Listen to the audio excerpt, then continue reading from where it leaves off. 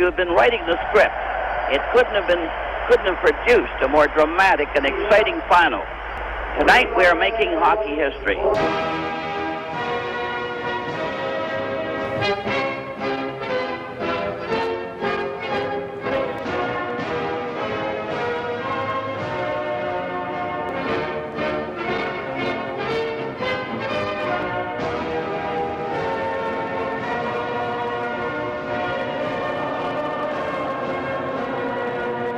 Number 12, le numéro 12, Yvan Cournoyer.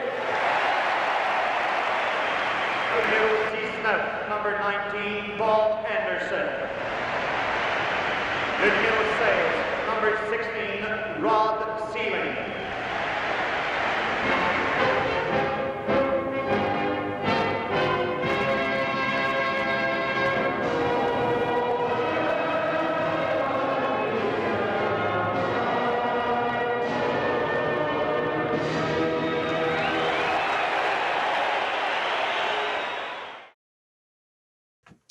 We want to welcome some very, very special guests tonight for our Summit Series 1972 show.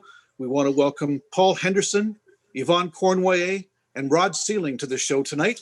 We'll talk about them in just a moment's time. But if you were like me and are of a certain age, you probably remember being in your school and having one of those large TVs wheeled into the cafeteria or into the gym or whatever, so we could watch games from the Summit Series and catch them up as part of the Canadian fever that was going on. It certainly was an exciting time.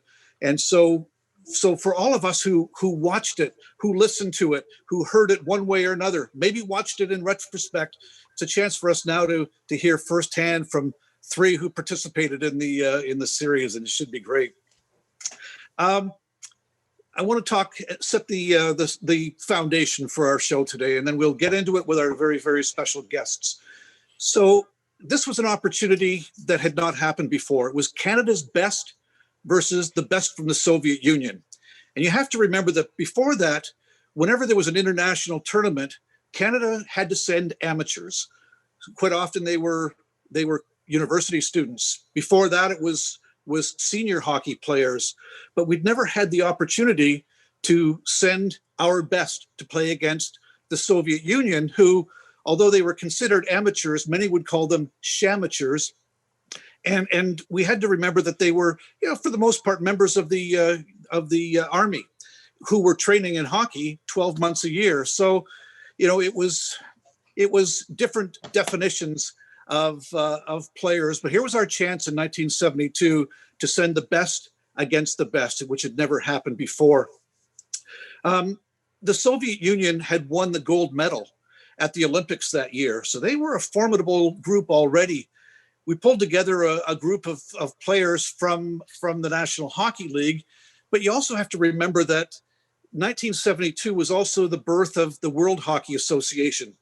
So there were a number of players who were originally announced to be included, but who were no longer eligible by way of Clarence Campbell. Guys like Jerry Cheevers, J.C. Tremblay, Derek Sanderson, Bobby Hull. And that was a formidable group to be taken out of the possibilities of joining the team. But at any rate, the tournament was announced in April of, let me get the date right, April 20th of 1972, an agreement between Hockey Canada and Soviet officials there. And then the teams were announced in July of 1972. And they brought a wide array of players to training camp in Toronto. Guys who had scored a ton of goals, who had been defensively sound, guys who could check, goaltenders who stood on their head. Just a great group of players, 35 players. And in fact, they added three, my favorite trivia question, three players, junior players who came just to fill out the roster. We have to remember guys like Michelle Playboy Bunny Larocque and John Van Boxmeer and Billy Harris, who came out. They were all clients of Alan Eagleson and were invited to come out to fill out the roster during training camp as well. So the controversy was such that we had the NHL's best Canadian players playing against the best from the Soviet Union. And it was a formidable tournament for sure. 8 games, 4 in Canada, a couple games in between that were played in Sweden, 4 games in Moscow, and finally a game in Czechoslovakia. But it was the 8 games, the 4 in Canada and 4 in the Soviet Union, that we really want to talk about. The coaching was announced. Harry Sinden, who had been with the Boston Bruins, was going to coach the team. He was out of hockey at that point, probably looking to get back in, but was living in Rochester, New York, and out of hockey at that time. And he brought on board an assistant coach by the name of John Ferguson, who had just newly retired from the National Hockey League and was a bit of a surprise, but he came on board as well to join the training staff. And they all got together for 3 weeks in late August of 1972 in anticipation of the Summit Series. So here we come, September 1972. I'm going to start with one of our guests here, Yvonne Cournoyer. Talk a little bit before we get into the Summit Series, Yvonne. But if I can ask you, you were born in Drummondville, Quebec. And Yvonne, was it always your dream to join the Montreal Canadiens? What do you think? I think so. Are you serious? I'm very serious. I just thought maybe you were hanging into the... I always said it's a dream of a kid. But I really find out that we make the team. When you make the team, you work very hard to get there, but you have to work even harder to stay on there. So that's what that's why you work all your life. It's your dream, and you dream to win the Stanley Cup like every hockey player who play on the NHL. But I was very lucky to be able to play to my junior at the Forum. I played at the Forum for 3 years before I'd be able to play for the Montreal Canadiens. But I was not imagine how hard you work harder to stay with those guys, because they show us how to win, and you have to be able to keep going and keep winning. So, but that was nice. Absolutely. Well, Yvonne, you played with the Montreal Junior Canadiens in the junior side of things, led the league in scoring in 63, 64. You also made your NHL debut that year, playing November 28th of that year against Detroit, and you score a goal in your very first NHL game. Can you tell me the elation that you were going through at that time, Yvonne? Well, it's a dream come true. I was not playing against Detroit. I was playing against Gordie Howe and Alex Delvecchio and all those names we heard before. But before I arrived, that was the afternoon, and Henry Richard was in front of the hotel. And they have a few people hurt. So I arrived with my skate and stick and my equipment. And I look at Henry and I said, Henry, I'm coming here to help you. And he looked at me. I was maybe 175 pounds, or I was not very tall. And he said, you coming to help us? I said, yes, Henry. So we win the game 7-3. And I told Henry after the game, I said, Henry, I got the winning goal. I got the 7th goal. Well, for the first several years, it's hard to break into that lineup, I mean, Yvonne, and they used you in different roles, one of the best being the power play for sure, but you finally got established as a goal scorer, as a terrific two-way player, and made your way in the NHL. And before we get into the Summit Series, just want to talk, I mean, you were on the second All-Star team, 1969, 1971, 1972, which is a key one for us, 1973. So going into the Summit Series, you were at your zenith as a player, had been an All-Star that year, and had finished 4th in goals, 8th in points that season. So you were welcomed with open arms to Team Canada that year, that's for sure. Well, I think Paul sent me a video. I was 23 years old. And I got an interview. And the guys had asked me, said, are you not frustrated because you don't play too much and you just started? I said, why? I said, we're winning the Stanley Cup. I'm doing my job and it's going to come. And he said, well, you score, I think, 15 goals on the power play and you play less than everybody on the ice. And I said, well, I always put my team in front of me. Right. The best thing for me was winning. And so the guy said, somebody wants to give you the stick if you want a power play, and he's going to go after you and give you the stick. I said, yes. I said, he's going to get another penalty, and we play 5 against 3, and I'm going to score another goal. Perfect. Well, we'll come back to you in just a moment's time and talk about the Summit Series, but I just wanted to try and kind of set the table, as it were. Alphabetically, you're next, Paul Henderson. Paul, you're coming up on a birthday this year, but your entry to the world was a little bit unusual. Maybe you can tell us a little bit about that one, Paul. Well, I was actually living at the farm of my father. My father went overseas in September of 1942, and my mother was living with them at the time, which was out in the country. And on January the 27th, they had a terrible snowstorm, and all the roads were closed up in Lake Huron. The only hospital was in Kincardine, and so my mother and my grandfather and my grandmother took my mother and myself, well, soon to be born, and we went up the ice in Lake Huron. And I was actually born on Lake Huron on the ice before we got to the hospital. So I always said I was born on blades, and that's why I played hockey. That's a great story. You know, I'm a big fan of the Chin family and good friends with George Chin. And I want you to talk about, you know, some of your hockey roots in the cellar of their family grocery store, not grocery store, restaurant rather, in Lucknow, Ontario, Paul. Yeah, well, we never had artificial ice in Lucknow. In fact, we didn't get it till after I went to play junior, in the NHL, actually. But they had a Chinese restaurant, and we would hope that we would get ice by Christmas back then. And they had, they had 14 kids, I think it was, but they were great hockey players.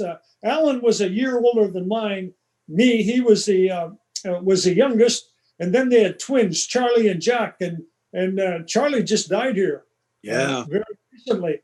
And but anyway, they had a basement underneath. They had a restaurant in town, and they had a basement down there. And they used to invite me down to play hockey, and they gave me. We were poor as church mouse, and my first hockey equipment that I got to play with, I was given to them by the Chin boys. So they had, and we used to play hockey down there all the time, and ball hockey. Because and then once we got the arena, then we'd obviously move into the arena. But great roots. They were my first coaches too.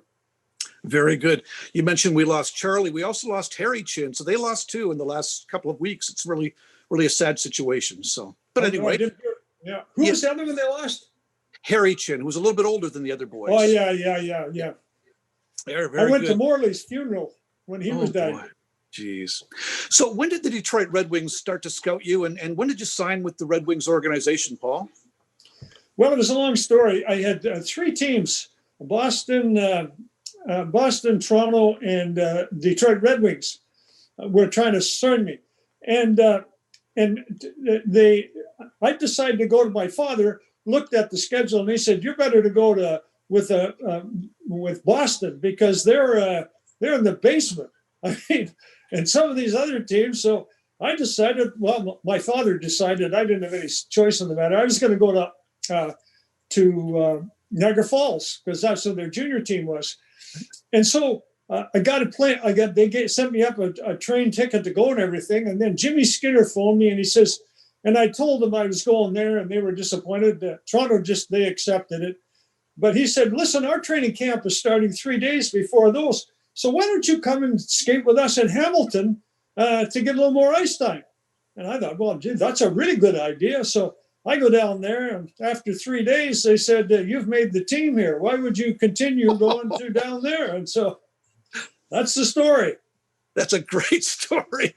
Well, you certainly started with the Hamilton Red Wings. And, in 1962-63, score 50 goals. It's just phenomenal. Best in the league at that particular time. You actually make your NHL debut against Toronto, ironically, March 23rd, 1973. And it wasn't, you got points for sure, but they were penalty minutes, not scoring points. What happened in that game, Paul? Well, it was, we'd won the Memorial Cup the year before and lost most of the team. And well, I can tell you one thing: we would never have won the Stanley Cup.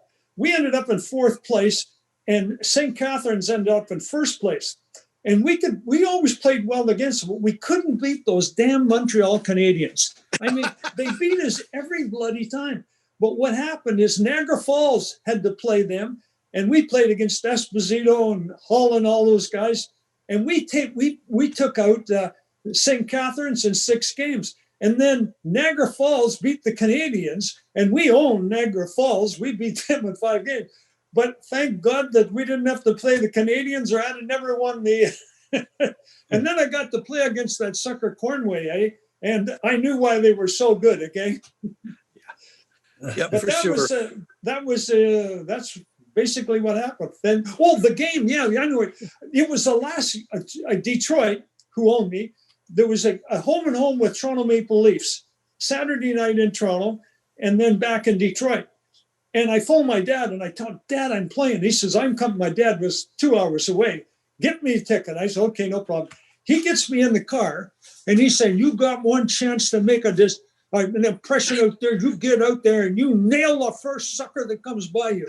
And for a whole hour, he's just giving it to me, And I get in the dressing room and they got 7 Hall of Famers on that team. I was running around getting autographs. I was in my 7th heaven. I mean, and so anyway, I don't even get a shift the first period. But my dad was sitting right across from me, and we'd be waving at each other and that. And then in the middle of the second period, Sid Abel come down, touched me on the shoulder, and says, "You're going out the next shift." And I looked up, and there's my dad looking at me, and he saw what's happening. He's giving me one of these. I jump over the boards. Well, I'm sitting there, and I said, "Who's the smallest guy on the ice?" Horton was out there with Bond, and then Keon was the center, and I couldn't go after him because he never did anything. But there was Dickie Duff, and Dickie was about my size. I jump over the boards because there was a play going. Dickie was in our end. I elbowed Dickie Duff on the side of the head. He goes down, looks up. Who the hell is this? We get into it. I had 5 seconds ice, and I get into it. I did actually pretty well in the fight. One of the only ones I ever won. But anyway, I pick up my gloves and I'm going to the penalty box and I'm feeling pretty good. And I look up at my dad, and here's my dad. I get in the penalty box. Bobby Bond skates over, and I can't tell you what he said, but he wasn't inviting me into the NHL. I'll tell you that. And then Eddie Shack come over. And if he'd ever done to me what he said he was going to do, I would have never fathered children. I look up at my dad. What the hell did you get me into here? So anyway, fortunately for me, the Leafs got a penalty when I was still in there. And Sid Abel gives me one of these. In other words, kid, get back here I want to get a power play out there. I would suggest to you the fastest trip ever made across Maple Leaf Gardens ice. When I come out of that penalty box, I dove into the players. Never got another shift, but I got 2 minutes for fighting and 5 minutes for fighting. Okay, we go back to Detroit the next game, and middle of the first period, Mahovlich was flying. And Sid comes down to me and he said, "You're quick. Just go out there and don't let that Mahovlich get away on you." And the face-off was in Toronto end. And anyway, they dropped the puck, and your instinct takes over. And it just went in behind Billy Harris, who was their center iceman. And I went in to get it, and Carl Brewer just got it over my stick, and Big Frank got it because I was playing right wing at that time, and he took off. And oh my God, I took 2 shots. And I gave him a 2-hander across the ankle, and he went down, looked at me, threw off the gloves, and somebody said, "Let them go." And like hell, let them go. And I grabbed the hold of the linesman, trying to make them, and thank God they got me separated. Because Frank told me a couple of years later, if he'd have got a hold of me, he'd have killed me. And I get a penalty, and so I get 2 minutes for slashing. I get out of the penalty box, and there's a stoppage of play. Never got another shift. So if you see a card from that year, 2 games played, no goals, no assists, 9 minutes of penalties. And they should have said he did this with less than 10 seconds of ice time. True story. Classic stories. So you established yourself as a star with the Red Wings. Things are going so well for you. And then March of 68, you're part of a massive trade, Paul. You weren't really happy about joining the Toronto Maple Leafs at that point, were you? Well, I was devastated. Like, I'd played 6 years there and loved it. And the way it happened too. Audrey McGregor, who was Bruce McGregor's wife, phoned our house at 7:30 in the morning. And actually, we played the Montreal Canadiens the night before. And I got into a fight with John Ferguson. And I didn't win the fight, I'll tell you that. And I had a black eye. I had never felt rejection in my life. My parents I never had a girlfriend let me down. They don't want me. And the worst of it is, about 6 weeks earlier, there was an article in the paper. There was 3 untouchables on the Detroit Red Wings: Norm Allman, Paul Henderson, and Gordie Howe. And, I'm going to be here for my life. And that's how secure hockey is, because, 6 weeks later, Normie and I were both gone. But, I got here and this, when I finally realized I'm playing in front of half of Canada every Saturday night. Right. And I loved it. So it was, and then, of course, I was really fortunate because I started to make as much money off the ice as I was playing the game with endorsements and that kind of stuff. So it worked out really well. It sure did. It worked out well until Harold Beller got an ownership of the team, and all went to rat crap in a hurry. Well, 71-72 was a pretty special year for you. You score 30 goals. It's your career best. You play in the All-Star game as well. And then we're going to lead up to the Summit Series in just a moment's time. But I want to come over to talk to Rod Sierling just for a moment's time. Rod, so welcome, and thank you so much for joining us today as well. So I want to ask you, Rod, how did you join the Leaf organization back in the late 1950s? Well, when I was scouted as a minor hockey player, and I had a choice of a number of teams to go to, because that was pre-draft era, and I'd always wanted to be a Maple Leaf. I'd grown up watching Hockey Night in Canada, and so I had a choice to go to St. Michael's or to the Marlboroughs, and I chose St. Michael's and ended up joining St. Michael's, played there until St. Mike's got out of hockey, and then we ended up playing for the Marlboroughs.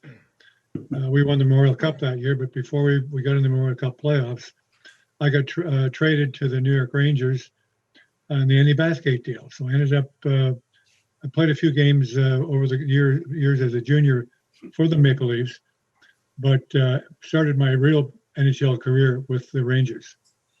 Well, let's talk about those games with the Leafs. March 2nd, 1963. You're a kid, for goodness sake, but you're a star. You've done so well for yourself, Rod. You'd played forward earlier and then come back and playing defense at that point.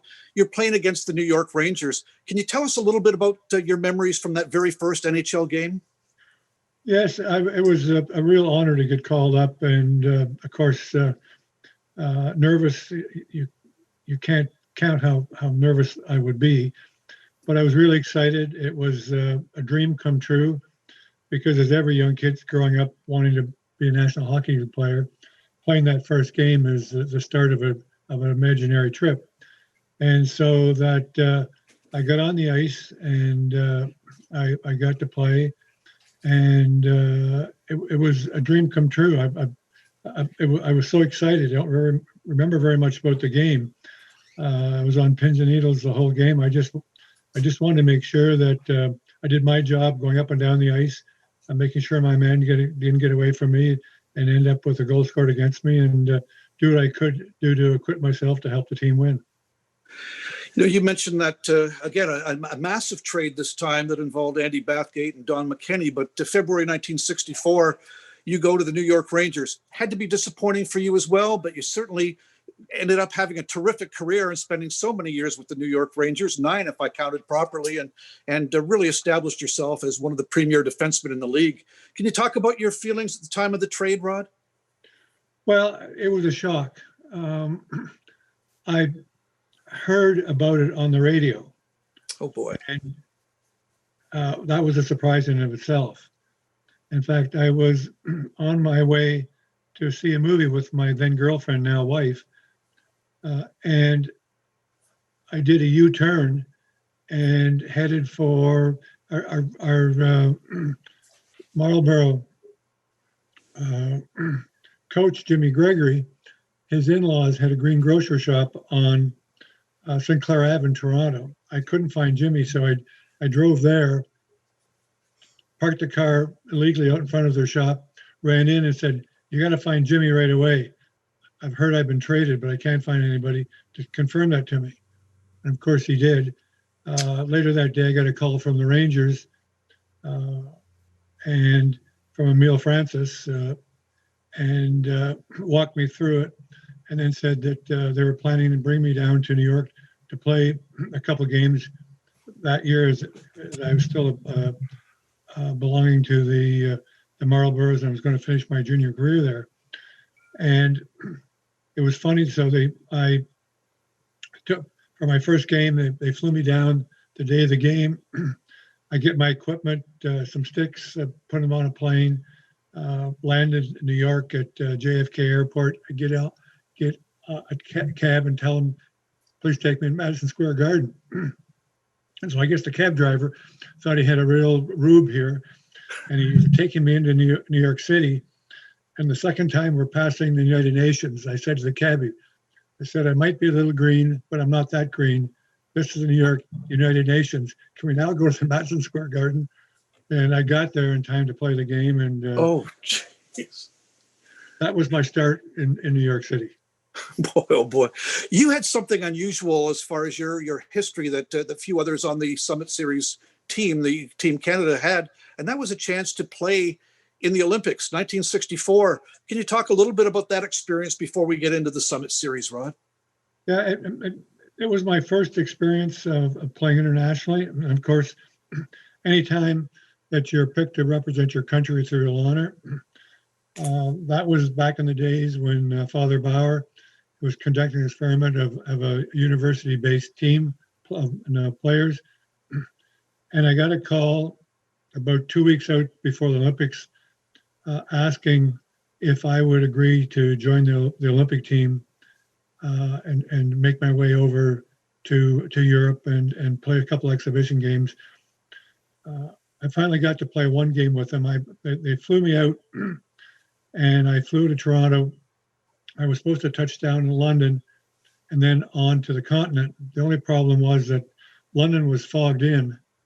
And so that we ended up landing in Gatwick in Scotland, and they put us on an old bus, gave us a blanket and said, "Here, they bussed us to London, put me in a hotel." And of course, then I missed the first exhibition game.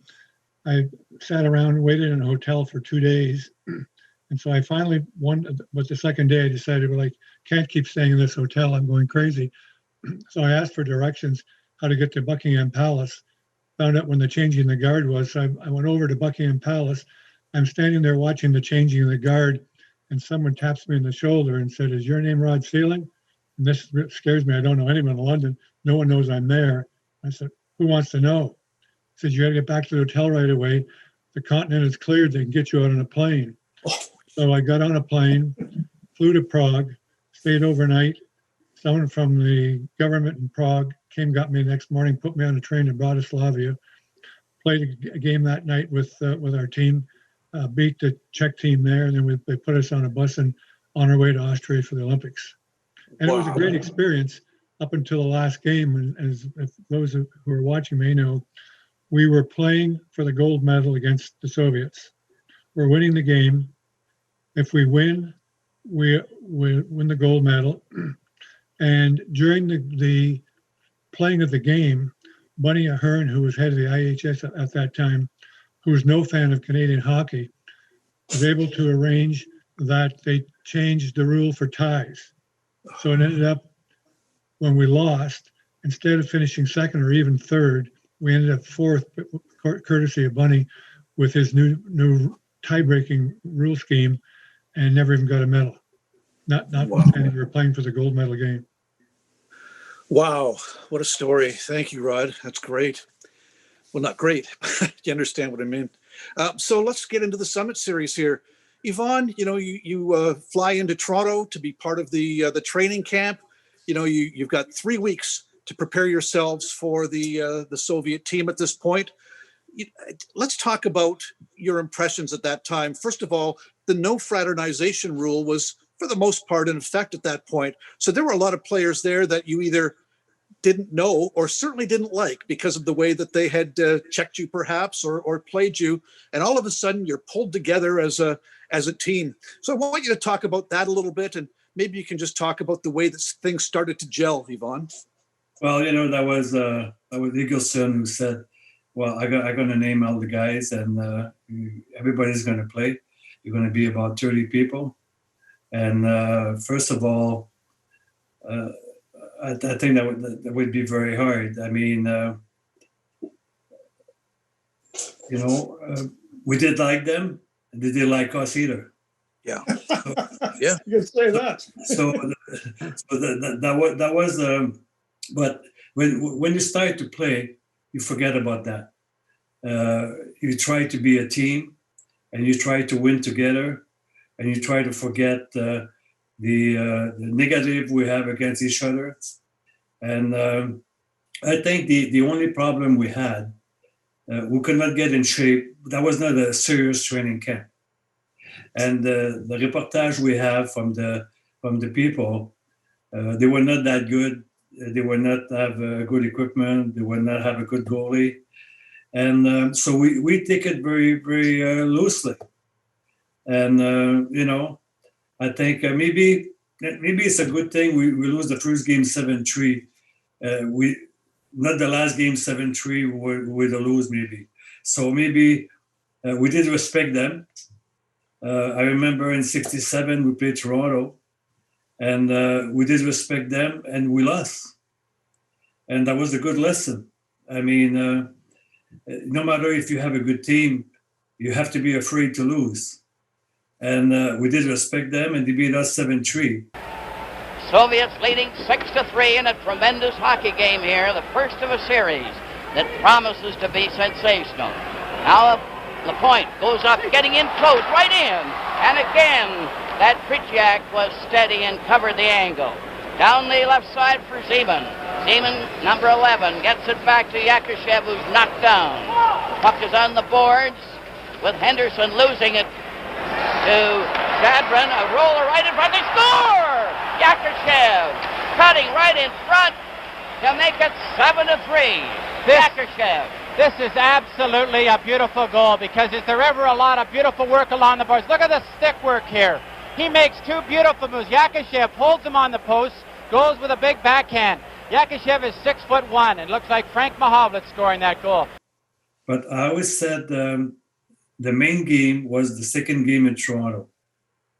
If we want to lose that game, I think we will lose the series. But the second game in Toronto, we came back and we showed them we could win again against them. And that was just a matter of to get together, ourselves together. And when you know you can beat them, I mean, that's a good sign. But you have to work harder. And they were a very good hockey player. Don't forget that. I mean, sure. They could have played in the NHL anytime, that team, and they would have do very well. So, but we win that second game, and that was the start to we can believe in us. Very good. Rod, I want to talk about that training camp and your impressions too. Joining the team, you've got a wonderful team here. On the blue line, you've got Bobby Orr, but Bobby Orr couldn't play because he'd had some surgery on his knees. How big a blow was that to the team at that time, Rod? Well, anytime you lose a Bobby Orr, that's a big blow. Unquestionably, the best hockey player maybe to ever play the game. Yeah. Losing it, you can't replace an Orr. And right. So that we started off one man short, one key man short. But as Yvonne said, we weren't in shape ready to play.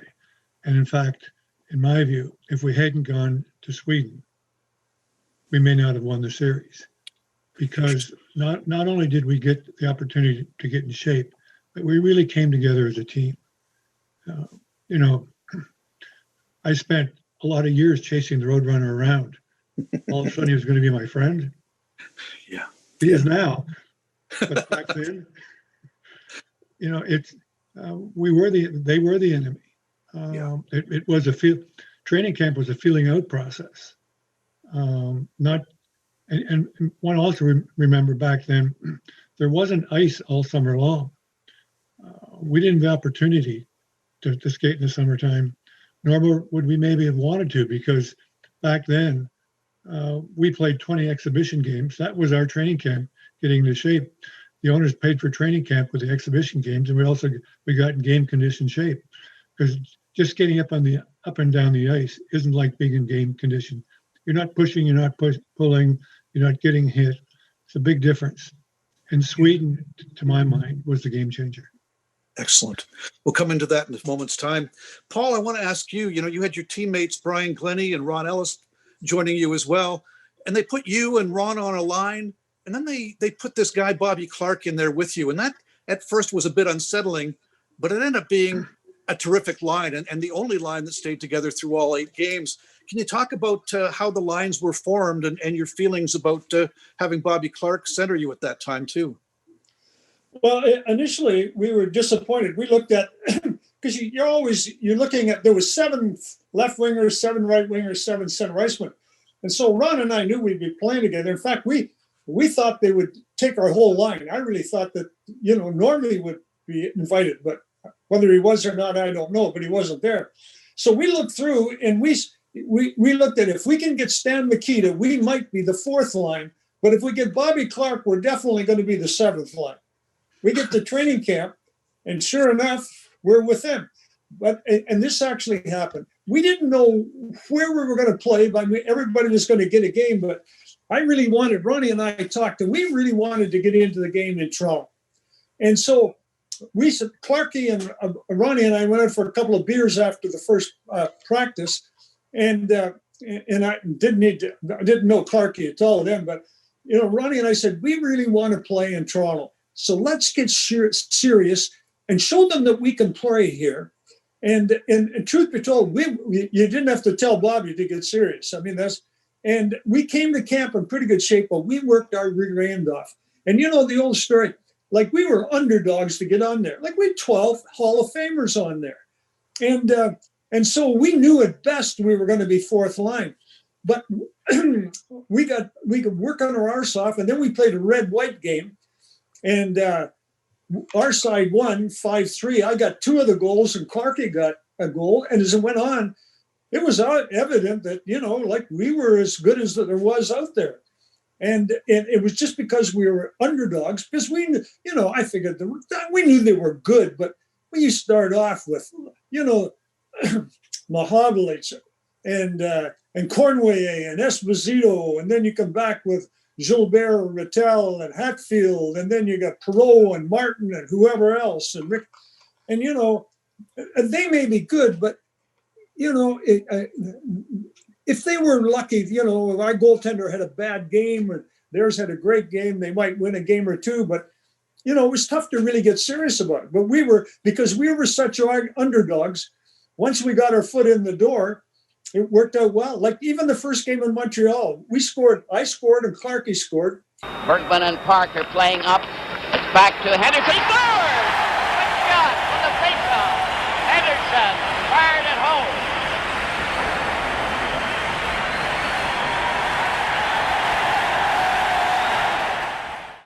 And we had the 6 games. The 6th goal was the only one that scored against us.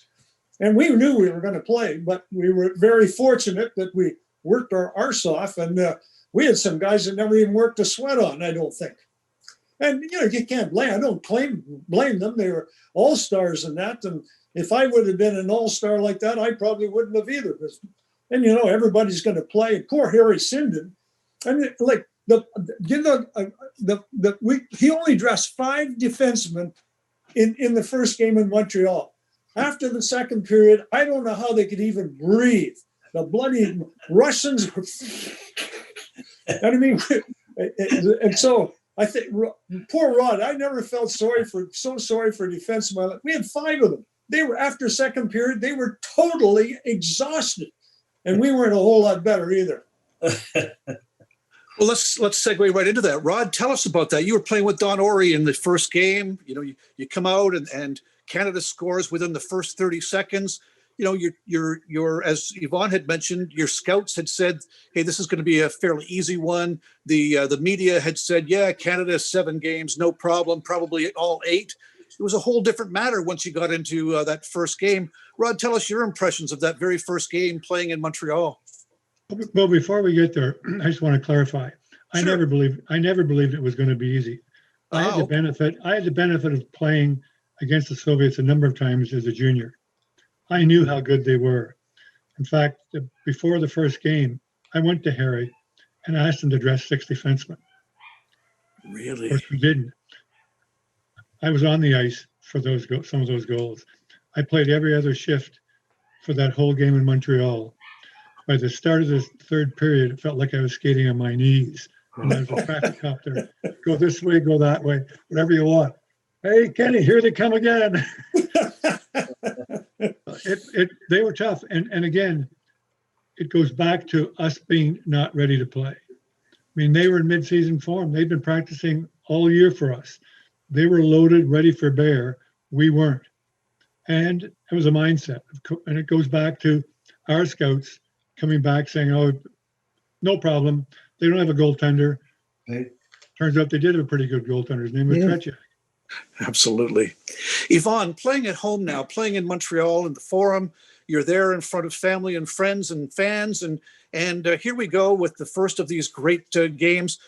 You know, you had mentioned earlier how you wanted to win it and how challenging it was. Tell us about your impressions of some of the Soviet players at the time. Well, I think, they were much better than we expected. I was in front of the hotel before to go to the Forum. And I told Frank, I said, Frank, I'm scared. I never play against those guys. I don't know the style they play. I don't know how good they are. I know they're very good because they're winning Olympics. But I said, I have no idea what's going to happen. And we started the game and Phil scored and we said, okay, it's all right. But we can feel that they're going to come back because they were so better than us. And that's what I said. I said, after 7-3, we didn't know what to do. But if we were to lose in Toronto again, we would have been gone. I mean, we tied the game after that. There's no overtime in this game or any in the series. Now Maltsev getting a chance. Pass it here, right in on goal. A slider went right across the goal mouth. It went right behind Esposito, but it didn't go in. Buster, you couldn't see better hockey anywhere. I just can't get over the pace that they're keeping up. They've played 59 minutes of hockey, and they're going at it as if it were the opening minute of the game. Puck is in the corner. Bergman ran at his check. Petrov, and the puck is back in the corner. Mihailoff covered, and the game is over. And it's ended in a 4-4 tie. And we changed some players in Vancouver, and even Frank Mahovich goes like a goon in front of the goalie. We didn't know what to do exactly, so I was glad to leave Canada, and I always said, if we were to lose, if we were to win to Canada, to Russia, and start the series, we would lose, because to go to Sweden, he'll give us a chance to adapt to the ice, because I don't know if Paul knows about it, but the angles are not the same, completely different. And the first game you play there, you're like class because the ring is so big. And so the 2 games is give us a chance to get together and have the same team more than don't change about 4 or 5 guys every game. And, we'll get in shape a little bit more. And, I think when you play on the road sometime, your team is better. You get together closer, and then you don't have your family said, okay, it's going to be easy, you're going to win. And so that's like I like to go on the road sometime, and you get a better team. Excellent, Yvonne. Paul, you talked about playing in Toronto. You've lost game 1. You're playing in Toronto now in front of your fans, family, and friends as well. Ron Ellis got hurt in the first game, but they convinced him to continue on because they needed somebody to check Kharlamov. And so your line remains intact, but maybe a little bit deterred because of Ron's injury at that time. But Yvonne has a huge game, scores a goal on the power play, gets an assist as well. 40 seconds left in the penalty. Up the center ice, Park over the right side. Arroyo coming right in. He shoots. Scores! Arroyo! You come out with a 4-1 win. Was there a bit of a breath of fresh air at that point? Because, okay, we can play with these guys. We can beat these guys. Maybe you can talk about game 2, Paul. Oh, definitely. I agree with Yvonne. We've been in a lot of trouble, but to this day, I think one of the greatest goals ever scored in Maple Leaf Gardens, the whole history of it, was that shorthanded goal that Peter Mahovlich scored in the third period. Because we were a man short, and if they score in that power play, we're up the creek in a lot of ways. And I really that changed the whole momentum of that game. They failed to clear it out. Lapointe failed to get it away. Then Esposito cleared out. It's a race down with Peter Mahovlich going in on goal. Right in! He scores! Peter Mahovlich. What an effort by Peter Mahovlich.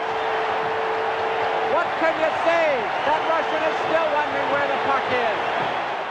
That was a great hockey game, but that goal was the turning point. But I agree with Yvonne. We needed, after getting thumped like that, and obviously we knew there was going to have to be changes. After the first game in Montreal, we knew there was going to be changes. The problem was, everybody was supposed to get the play. And what happened, though, like we had guys that we weren't doing well. We go to Winnipeg, and we tie there and we go to Vancouver. And there's guys that want to get on the ice. They're Hall of Famers and can't get on the ice. And so off the ice, it was not good.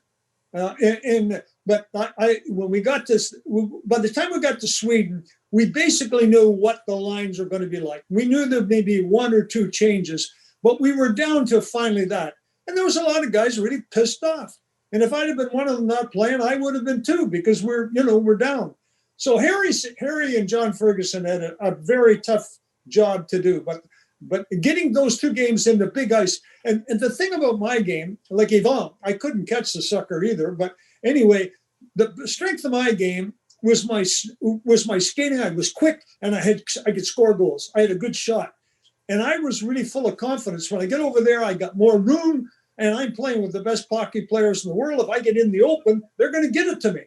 And so I went with a lot of confidence and really felt, but the things in life, Yvonne, you'll appreciate this. We get to Moscow, we're skating around, and Fergie, John Ferguson, comes over and he's skating beside me. And he said, Henny, we need you to come up big. And he said that. He says, you're quick and you can shoot the puck. And we are counting on you to come up big. I said, we're going to beat these suckers. We need you. And it's just amazing what little confidence, maybe if I'd have been a Hall of Famer and that, but I tell you what, I just felt so good. Man, he thinks I can play. Henderson gets a break alone. They're all trying to get back.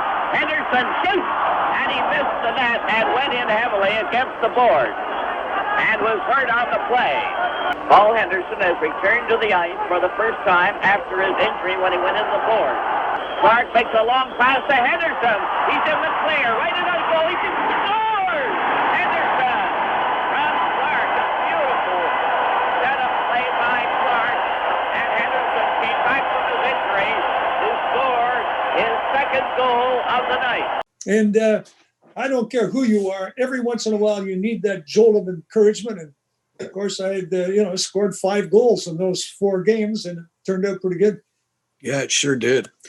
Rod, you got back into the series in Game 4. We go to Vancouver now. You've lost the first one, won the second one, tied the third one in Winnipeg. You're now in Vancouver, and things don't go real well. The fans turn on the team at this particular time, and Phil Esposito, who was the de facto captain, I guess, in many ways, I'll call him leader, not necessarily captain, steps out on the ice and talks to the TV audience about, come on, get behind us, you guys. for the people that boo us, geez, all of us guys are really disheartened, and we're disillusioned, and we're disappointed in some of the people. We cannot believe the bad press we've got, the booing we've gotten in our own buildings.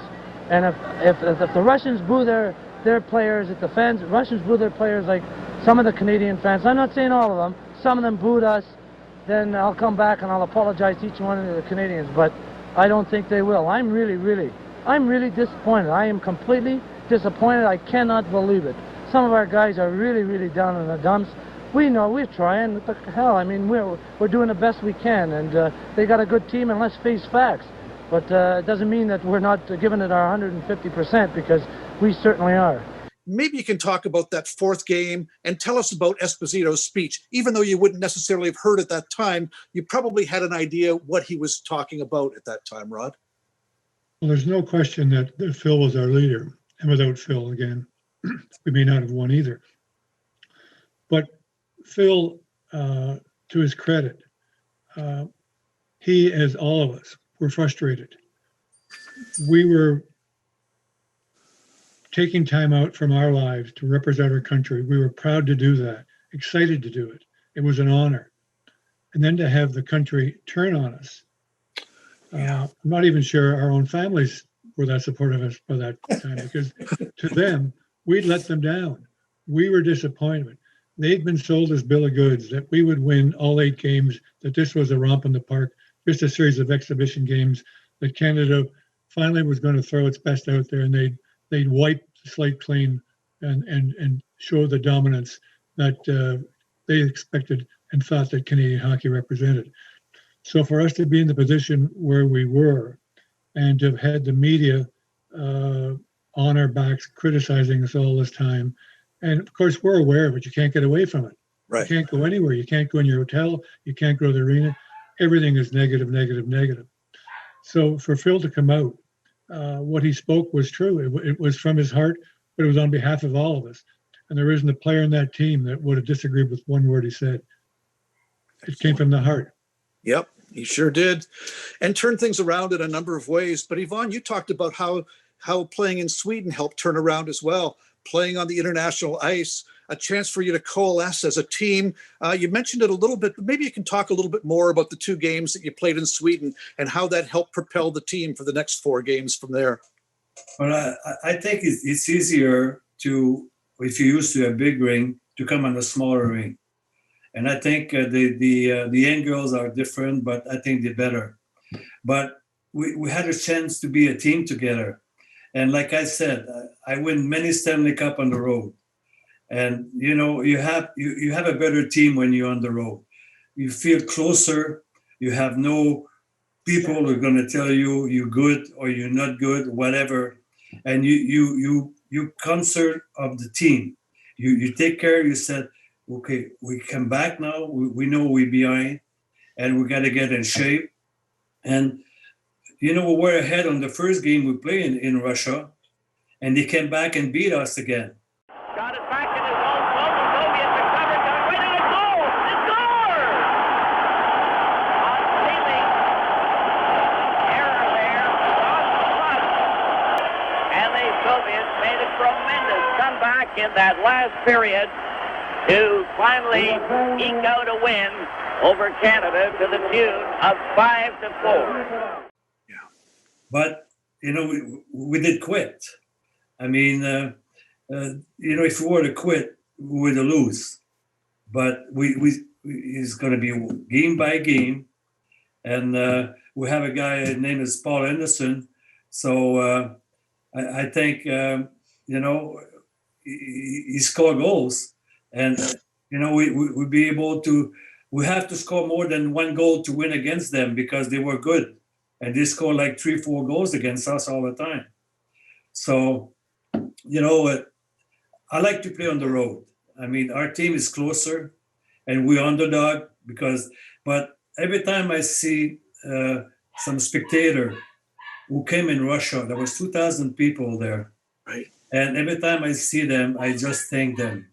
I said, thank you to support us, because I think they were our 6 players when they were there. There's no way that Team Canada isn't getting support like they've never had before, even across Canada. 3,000 Canadian people over here are making more noise than 20,000 back home. They really help us to cheer for us, and that really helped us. We had those people with us. Beautiful, yeah. I guess Esposito's speech, not a guess, I know that Esposito's speech had all of a sudden motivated the country, and you had the country behind you. And as Yvonne mentioned, all of a sudden you were met at the airport by fans from Canada. You had telegrams everywhere in the dressing room from Canada, and you realized that, you know, they're on our side, and gave you a little extra momentum from that point. Talk about that first game in Moscow, if you will, Paul. Well, actually, that was the first game that we really outplayed them. And we played the whole third period shorthanded. They scored, I think it was 3 power play goals in the third period. But all of us I really felt that was the first game, even though we lost, they scored 3 goals in the third period. But what I remember most about this, and Rod and Yvonne will remember it also, after the game, you had to listen to the national anthem of the winning team. And they had a beautiful national anthem, but it was too bloody long when you lost. And we're sitting there, and these 3,000, we're going off the ice, these 3,000 Canadians stood up and they gave us a standing ovation. It was unbelievable. And it was a miserable night in Moscow. We get back to the hotel an hour and a half later, and there was at least 1,000 of them lined up. When we got off the bus, they gave us another. They just were cheering like crazy. The fact that most of them were hammered has got nothing to do with it. And I would suggest to you that the Canadian national anthem was never sung in with more fervor those last 3 games.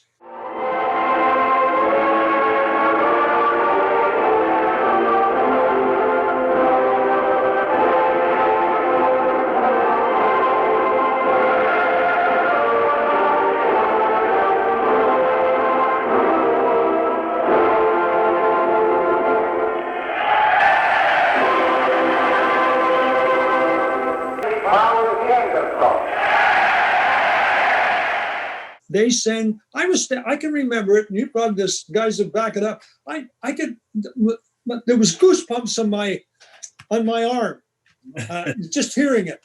And then Phil, the only buddy in the world, could fall like that and make it look good. 7-й номер, Phil Esposito.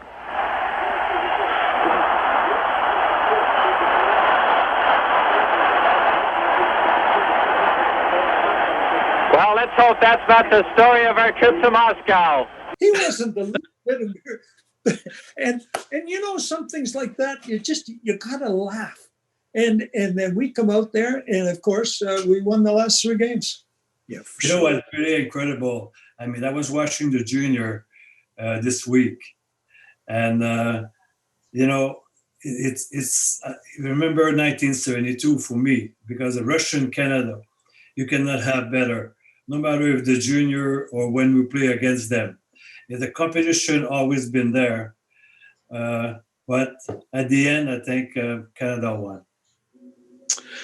You know, Rod, we hear all the stories about going to Russia.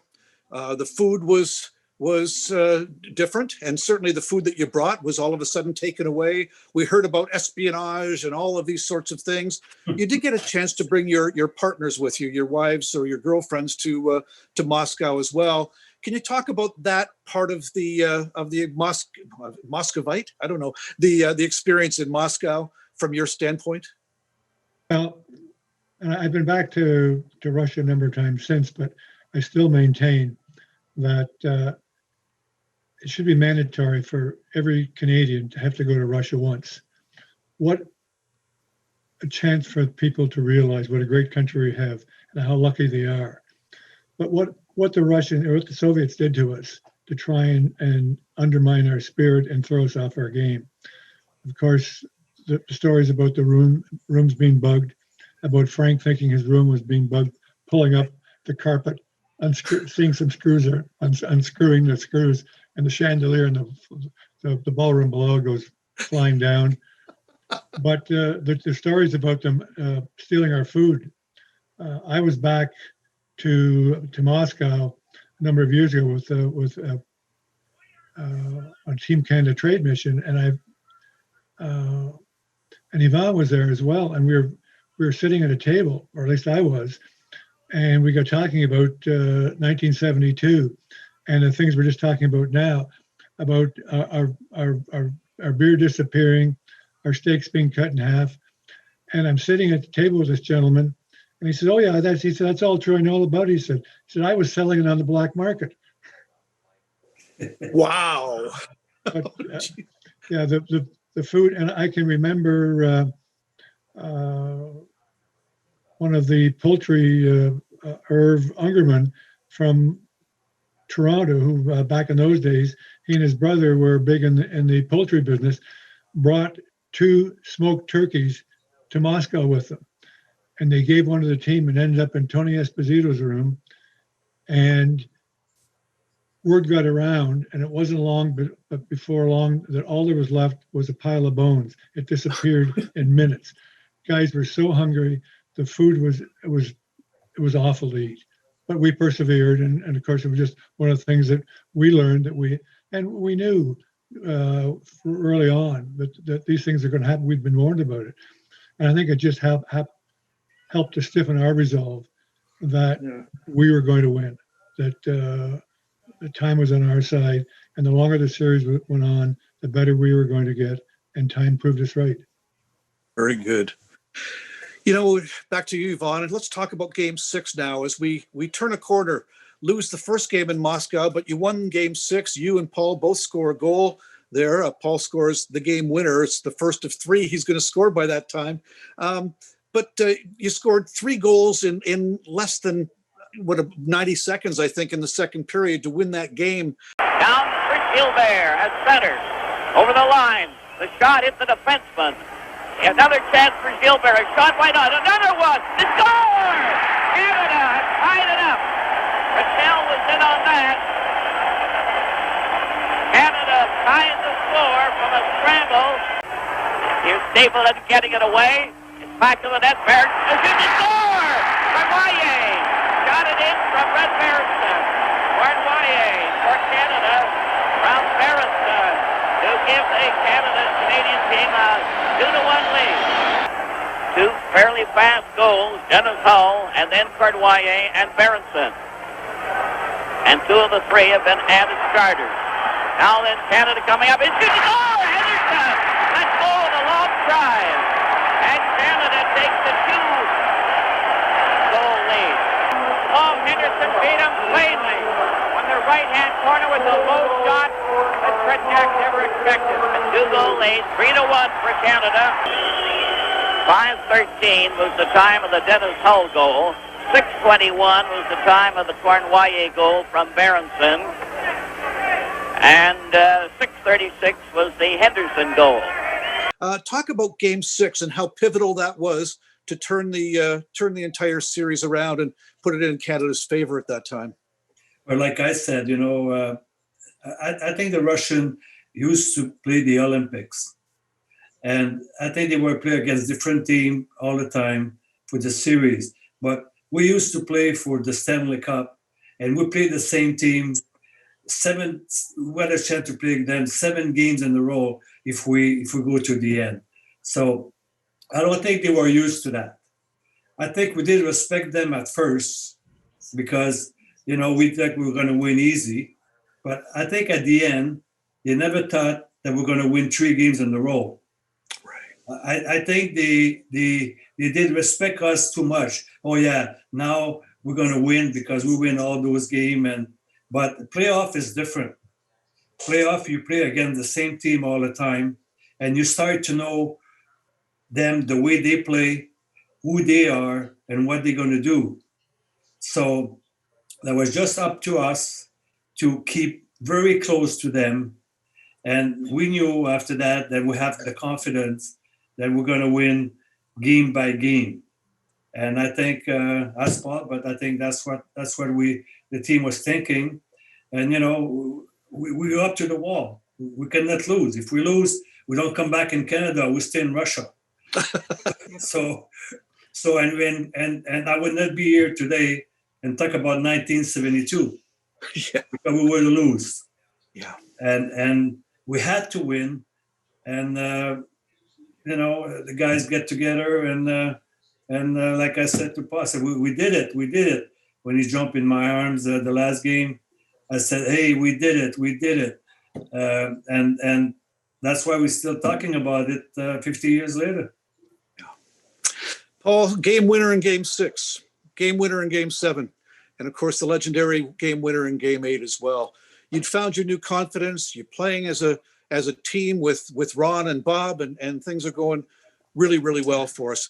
Go through those games, but lead us into game 8, if you will. Well, I like the other thing I'd like to say is that that gets passed up all the time.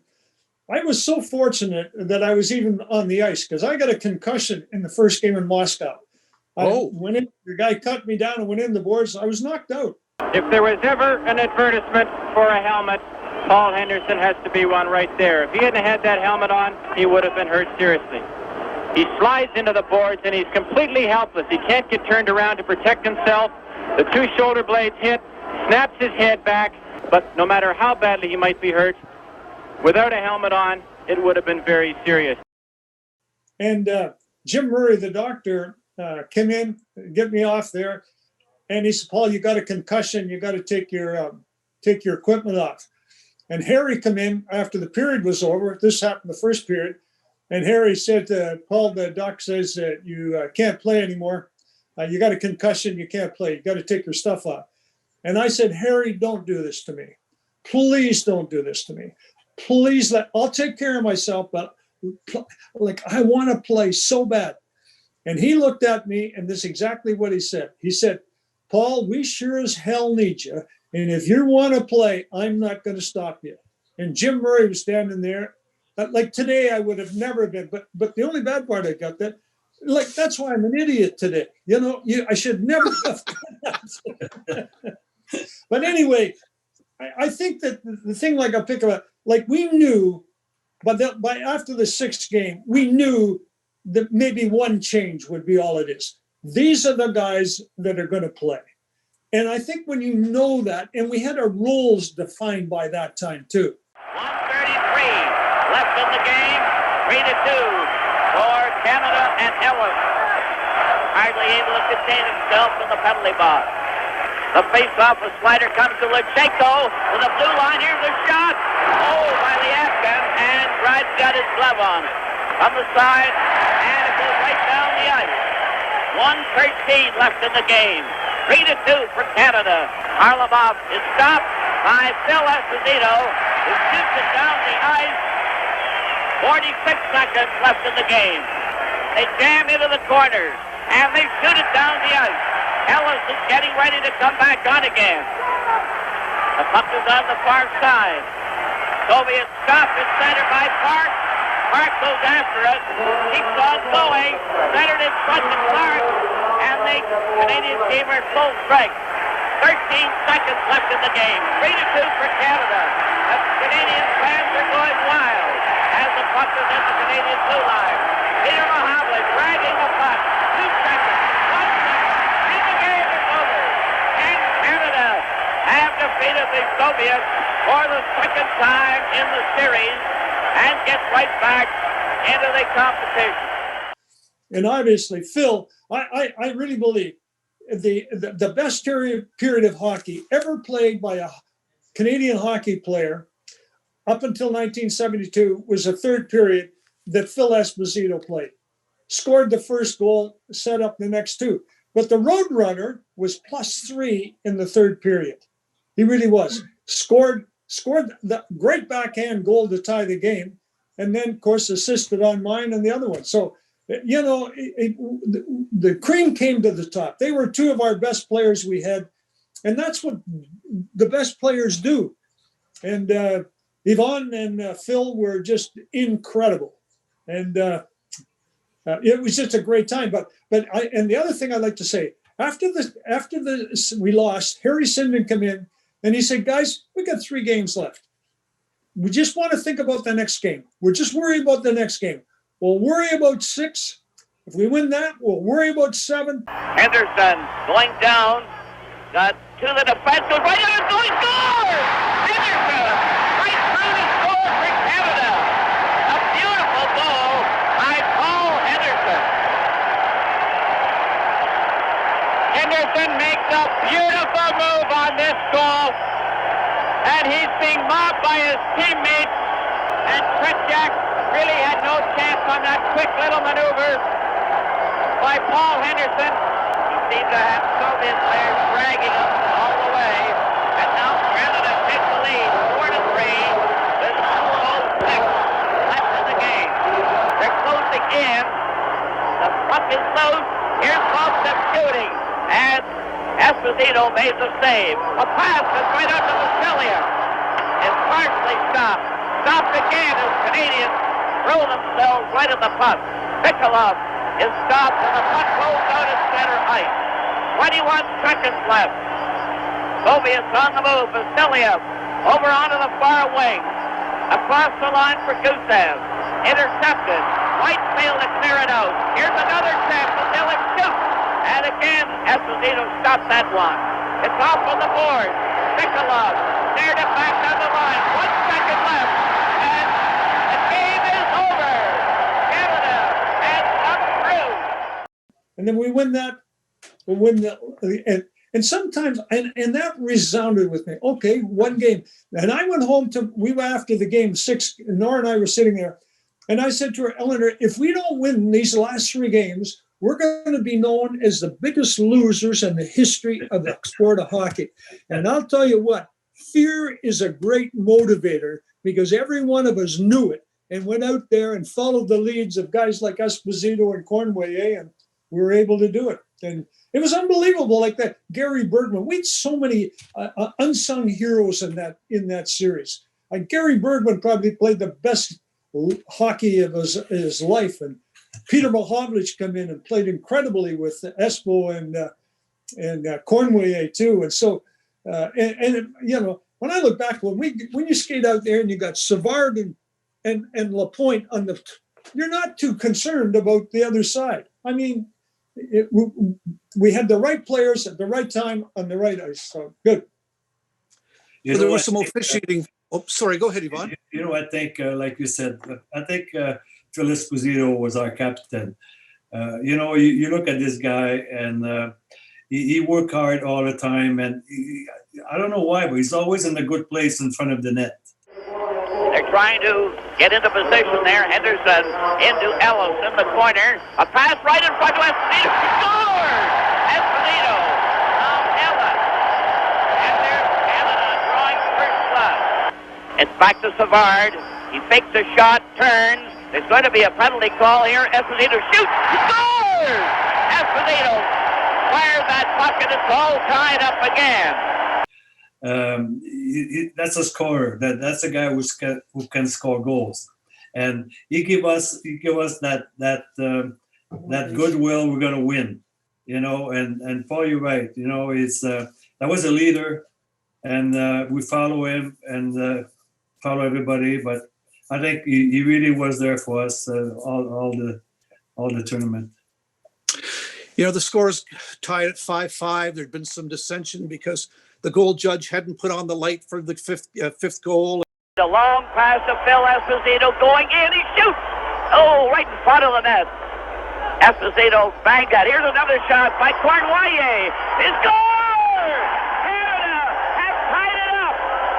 The Canadian team grabbing each other there as the loose puck went around the net. And Canada tied it finally 5-5. Esposito makes an incredible individual effort on this goal. He gets it back out in front of the net after having missed it once himself, and I believe it's Yvan Cornway who gets the goal. But I want to talk about that last minute of the game, Paul. What would ever compel you to call a teammate off the ice and to put on? What was inside you that made you feel that you could make the difference? I can't even explain it to this day, because I'd never done it before, and I never did it again. And I was sitting there, and all of a sudden, I got to get on the ice. And what happened? Our line was out there, and then Yvonne and Peter Mahovlich and Esposito went on, And Harry come down and he said to the three of us, if there's any time left, you guys take it. And so we knew we were up. But I'm sitting there, and all of a sudden, and I just started yelling at Peter Mahovlich. Something, maybe because I'd won scored the goals on the other two games. Because the Russians claim, they come down to our bench and they told us that if the game ended up in a tie, they had scored one more goal than we did, and they were going to claim victory. And so I just got to get out there. And so thank God Peter thought it was the coach yelling at him, and I jump on, and Yvonne had it at the far side, and I yelled at him. And the Cornwallis has it on that wing. Here's a shot.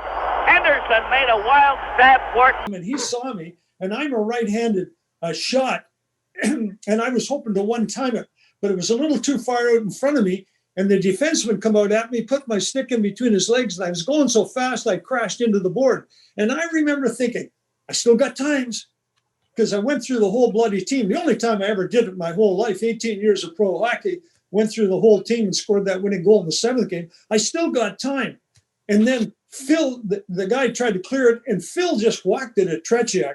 And of course, he should have covered the puck. He should never given the rebound. Here's another shot. Right by the score. Henderson has scored for Canada. Henderson right in front of the net. When I score, and just like I almost broke Yvonne's back when I jumped into his arms. I was bear hugging him. Don't worry, I could have had 5 guys like you on my back. Yeah, that's right. But the best story in the world is, I got to tell you the Tretiak story. We win and all that. In 13, I was inducted into the International Hockey Hall of Fame over in Oslo. And 2 other couples came with Eleanor and I. And the night we were going to be, well, that was the time that Forsberg went in, and I can't remember who they were. But anyway, it doesn't matter.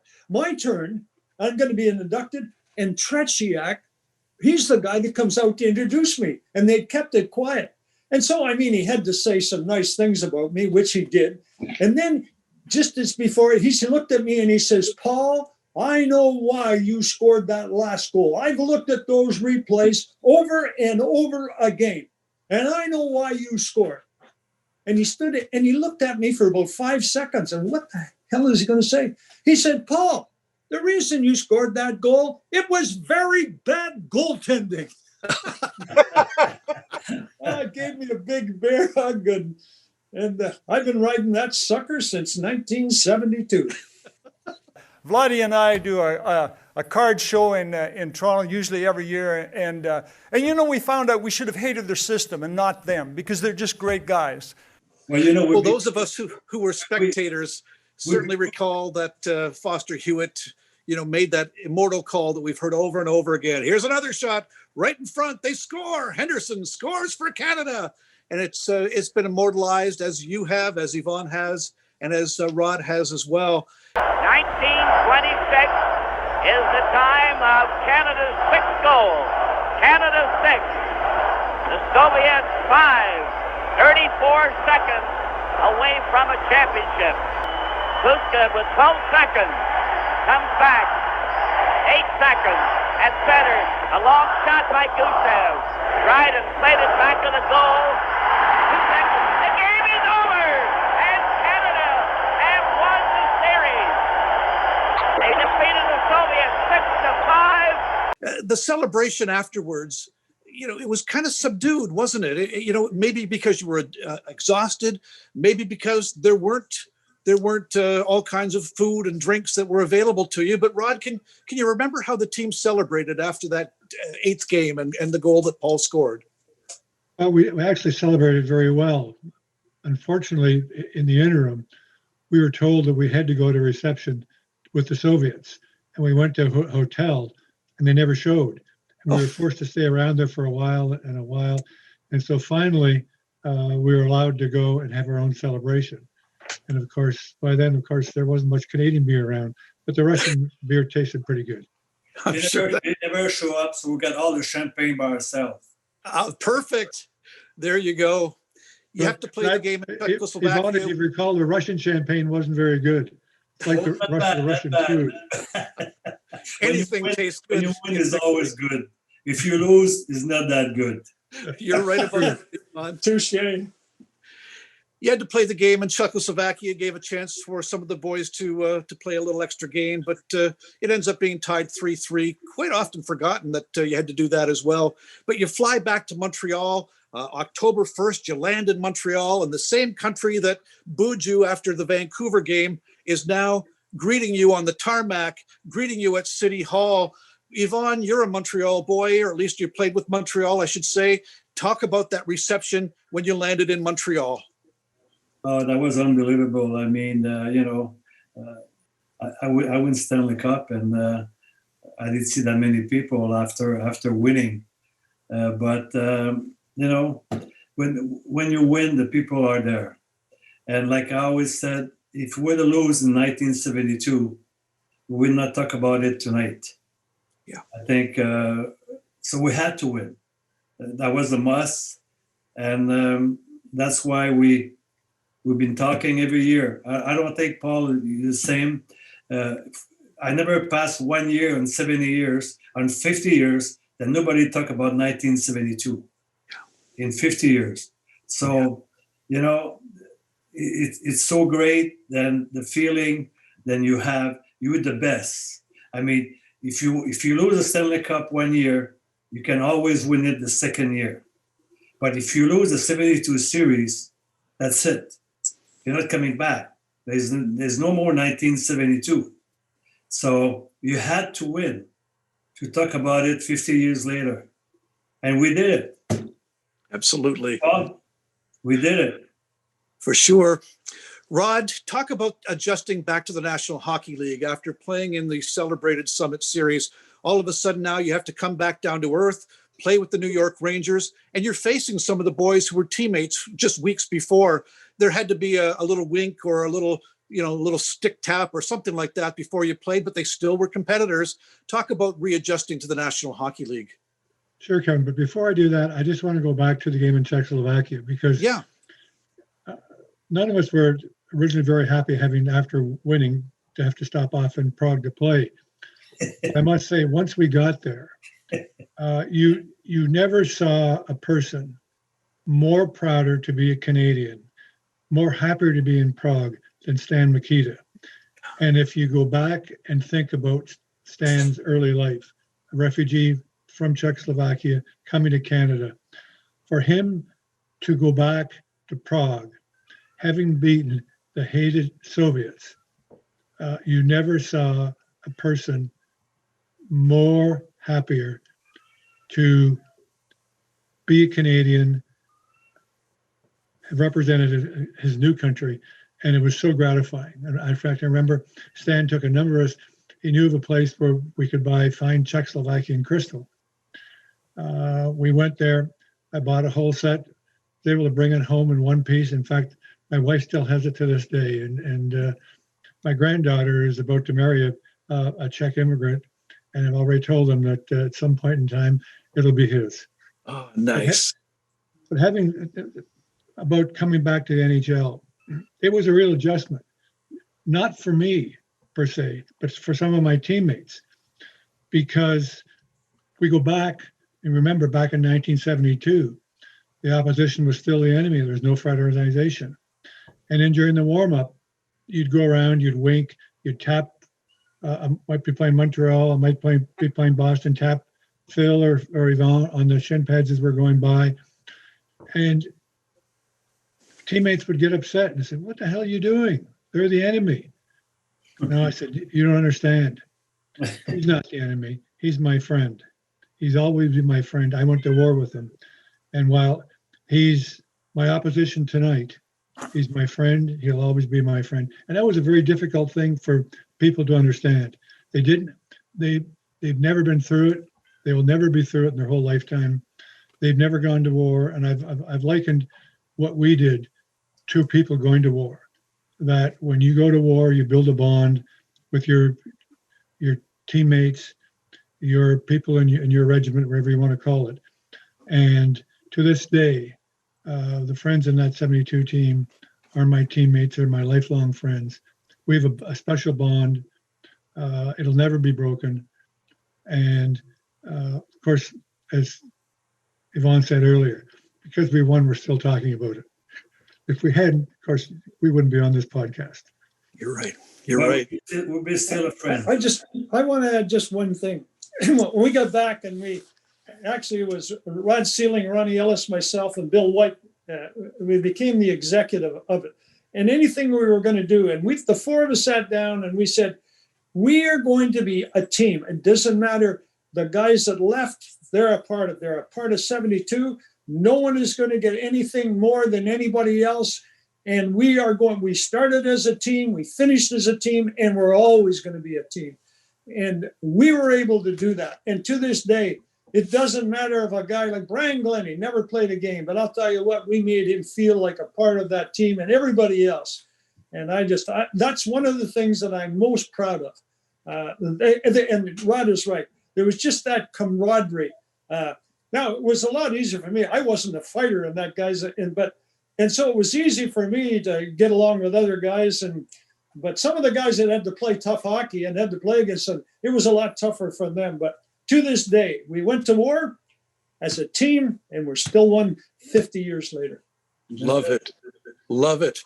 Yvonne, let's try and measure here. 10 Stanley Cup championships, Conn Smythe Trophy in 73. I don't want to hear that. Bear with me here. Captain of your Montreal Canadiens, Hockey Hall of Fame in 1982, Team Canada 72. Where would Team Canada 72 rank amongst your many accolades? Well, that's a very good question. I mean, a lot of people ask me about that. What is the difference between a Stanley Cup and 1972? Stanley Cup is the dream come true. You're a kid, and you want to play for the Montreal Canadiens, and you want to win the Stanley Cup like everybody who comes from the teams. That's what, even Toronto or whatever they're going to play with, they feel they want to win the Stanley Cup with that team. But 1972 was like, we're supposed to win in 8 games, was supposed to be easy. Like I said, in 1967, we lost against Toronto because we were not afraid to lose. We're sure we're going to win. And it's exactly what happened when we played the Russian. We said, we're going to win in 8 games. And there's no problem. You got no problem. And the way it turned out, then you cannot copy that series anywhere, anytime, anymore. Right. So many things happen. I mean, we lost the first game. We won the second game. We tied the game. We lost again, and we lost again. And now we have to win 3 games in a row. So how good, if I were to put a movie, I think I would have do it. But the Stanley Cup and the 1972, I always said, if you have both, it's not bad. Excellent. Paul, you came back as the conquering hero. You were idol to many, still are, obviously, but there was still an emptiness in your life at that point, and it needed to be filled in some manner. Talk about how you adjusted after the series was over, and how you finally found some peace.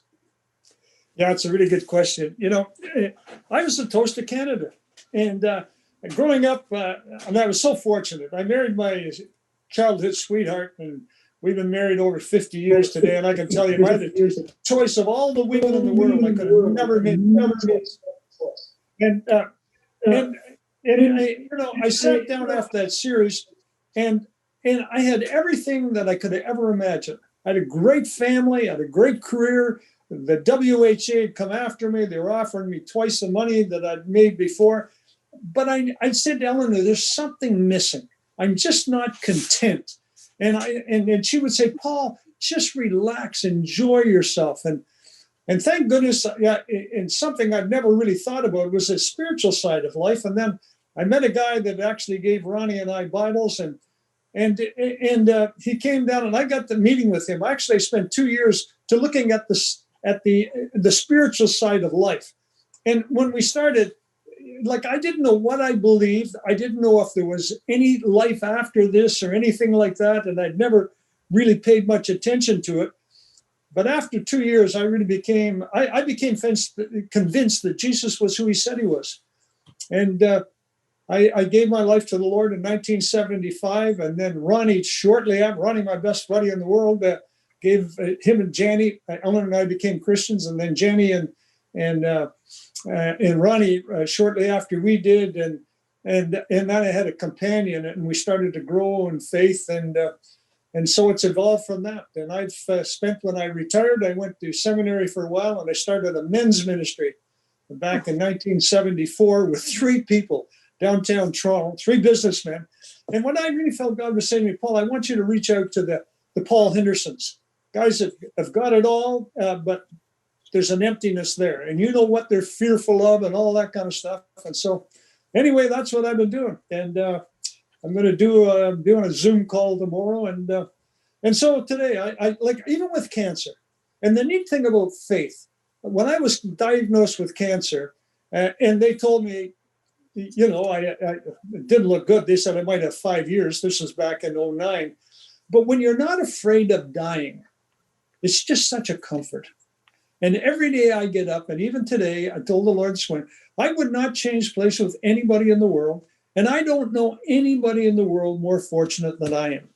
And so I get up every day. Okay, Lord, you've blessed me, and I've tried to be a blessing to other people ever since. And thank goodness I am so thankful for Eleanor, because she's taught me more by accident than I think anybody else has on purpose. So I am so fortunate to the wife I had, and now we got some great kids. You know, we're into great-grandchildren now. How the hell did I get this old? Very fortunate guy, but faith is, I spend time with the Lord, and there's a lot of guys. And Rod Sierling, he knows I prayed for him every day. And the guys in 72, I pray for those guys, not as often as some of the other people in my life, but I pray for a lot of people, I'll tell you that, and I enjoy doing it. Well, my wife and I want to say hello to Eleanor. I know she took care of you when you were sick, so I think Evelyn and I say hello. Well, thank you, my buddy. Wonderful. Listen, we've been blessed to have the 3 of you on to share your memories. This has been extraordinary. Our main program is coming to a close. That 90 minutes went awfully fast, but boy, we covered a lot of ground. For those that wanted to continue on, we're going to keep things open afterwards and have the overtime session, talk about our personal memories of 1972 and the Summit Series, where we were, how we went. We've got some people who were involved in different capacities who are going to share their stories too. But before we say goodbye, I really, really, really want to thank Yvonne Cornway, who joined us once again. Thank you so much, Yvonne. Blessed to have you join us for the second time on our Zoom programs. Rod Sierling, who joined us at the last minute, and we sure appreciate your dropping everything to step in and help us out. Ron Ellis was unable to join us, and boy, oh boy, it was great to hear your stories too. And Paul Henderson, the hero of the Summit Series. We idolize all of you, but we think the world of you all. And Paul, it was just wonderful when I reached out, never thinking that you would say yes, and you got back to me almost immediately and said, count me in, Kev, I'm there. And just wonderful to have you here to share your stories for the millionth time, but with all of us here on our Zoom program today. So Rod, Yvonne, Paul, thank you so much for joining us today. Wow. That was a good one. Jeez, wasn't that great to hear? Oh my goodness. But I'd like to start off with Steve Dowling, if we could, because Steve, you were a referee during the series, and I'd love to get your perspective. These guys wore red and white jerseys. You had the black and white one on and had a whole different perspective. Steve, talk about your experience in the Summit Series, okay? Yeah, well, thank you very much. It's refreshing to go back, almost 50 years, I guess, or however long it is. Some of the memories, like had been mentioned by some of the players, Yvonne and the others, they don't go away. And you do remember vividly what's occurred. And I'm American, and the way that the officiating came about for the series was negotiated. There were no Canadians and there were no Russians as officials. That was part of the negotiations. It would be Americans in North America would referee the games in Canada, and Europeans would referee the games in Russia. And the series was done under international rules, not NHL rules, which meant that the officiating was limited to 2 officials on the ice. They were both called referees, and they handled all of the duties of the referee and the linesman. So you're a referee, you're a linesman, you're picking the puck up, you're dropping the puck, you're calling offsides, you're calling penalties, you're conducting the game. And it was fairly unique, the way that they selected those to be in the games in Canada. There were 4, 2 from the East Coast, a guy named Lenny Gagnon, myself, and 2 from Minnesota. And of those 4, I'm the only one that's still living. It just goes to show you what refereeing can do to your longevity, I guess, in some way. And they were, the 3 other guys had international experience in Olympics, and I was 26 years old, and they were in their 40s. So I had on a desk in Rexdale, Ontario, Scotty Morrison, the referee-in-chief's desk, a contract. And the contract was unsigned. It was going to be signed after the 72 series. And that would have made me the first American referee in 1972, or it did make me the first American referee since 1949 when Bill Chadwick was there.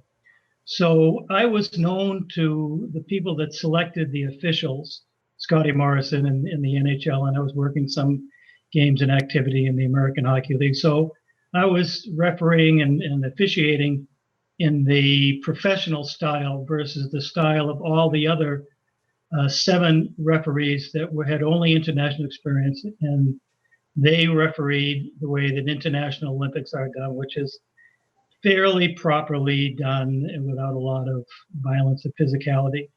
And that aspect of it came into play, I guess, by the time we finished the 8 games. The first game was in Montreal, and that was a game that you've all heard of, that the Canadians came in and they were fully anticipating that they were going to win all 8 games. The newspapers had that, and this was just going to be an exercise. And the Canadians losing in the first game, I was at that game. I became goal judge.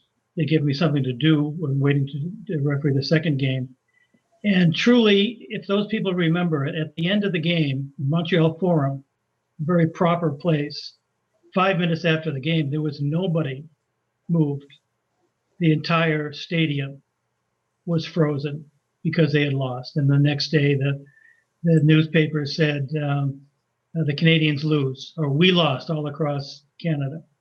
And so I'm thinking and watching the game that the finesse was in the first game, and the Canadians aren't going to sit for this. So the game 2 is going to be a game of physicality. And Scotty Morrison came in before game 2 and said, here, look at this is a lineup change. Look who's in the lineup now. We've got Clark, Parise, Cashman, Goldsworthy. They weren't there in Montreal. So you've got your work cut out for you. And game 2 progressed in kind of that manner, that it was a lot more physical, although there weren't a lot of penalties because it was called in a manner that was not the Olympic manner. It was the North American manner, which upset the Russians because a lot of physicality was going on and they were so used to penalties. And that brought into some frustration, and that played itself out in the game and all the antics that went on after it all the way through Sweden and through Russia. So that's my introduction to that. I'm a Yank, and in a Canadian game, and I didn't look at it. And I've been asked this before. Well, how could you, as a North American, and those are communists, how could you have that attitude? Besides that, you're a former U.S. Army officer, and you're a Vietnam area, whatever. How could you not be negative to the Russians? They said because a referee referees a game, they don't referee the cause. And that's the neutrality that should be in it. And that's a perspective, I think, that we were able to get through, the games in North America. Really nice perspective. Really interesting to hear from the on-ice side of things, not from a player. We very seldom hear from the referee. So thank you for that, Steve. That's terrific. Steve Paikin, our friend from TVO, is a big fan of Ron Ellis among many of the players, but he's got some memories of of the Summit Series 2. Steve, can you unmute yourself and share some stories with us? Thanks, Kevin. I just remember once upon a time asking Ken Dryden, Ken, what was the golden age of hockey? And he said, whatever you were watching when you were 12 years old. And in 1972, I was 12 years old.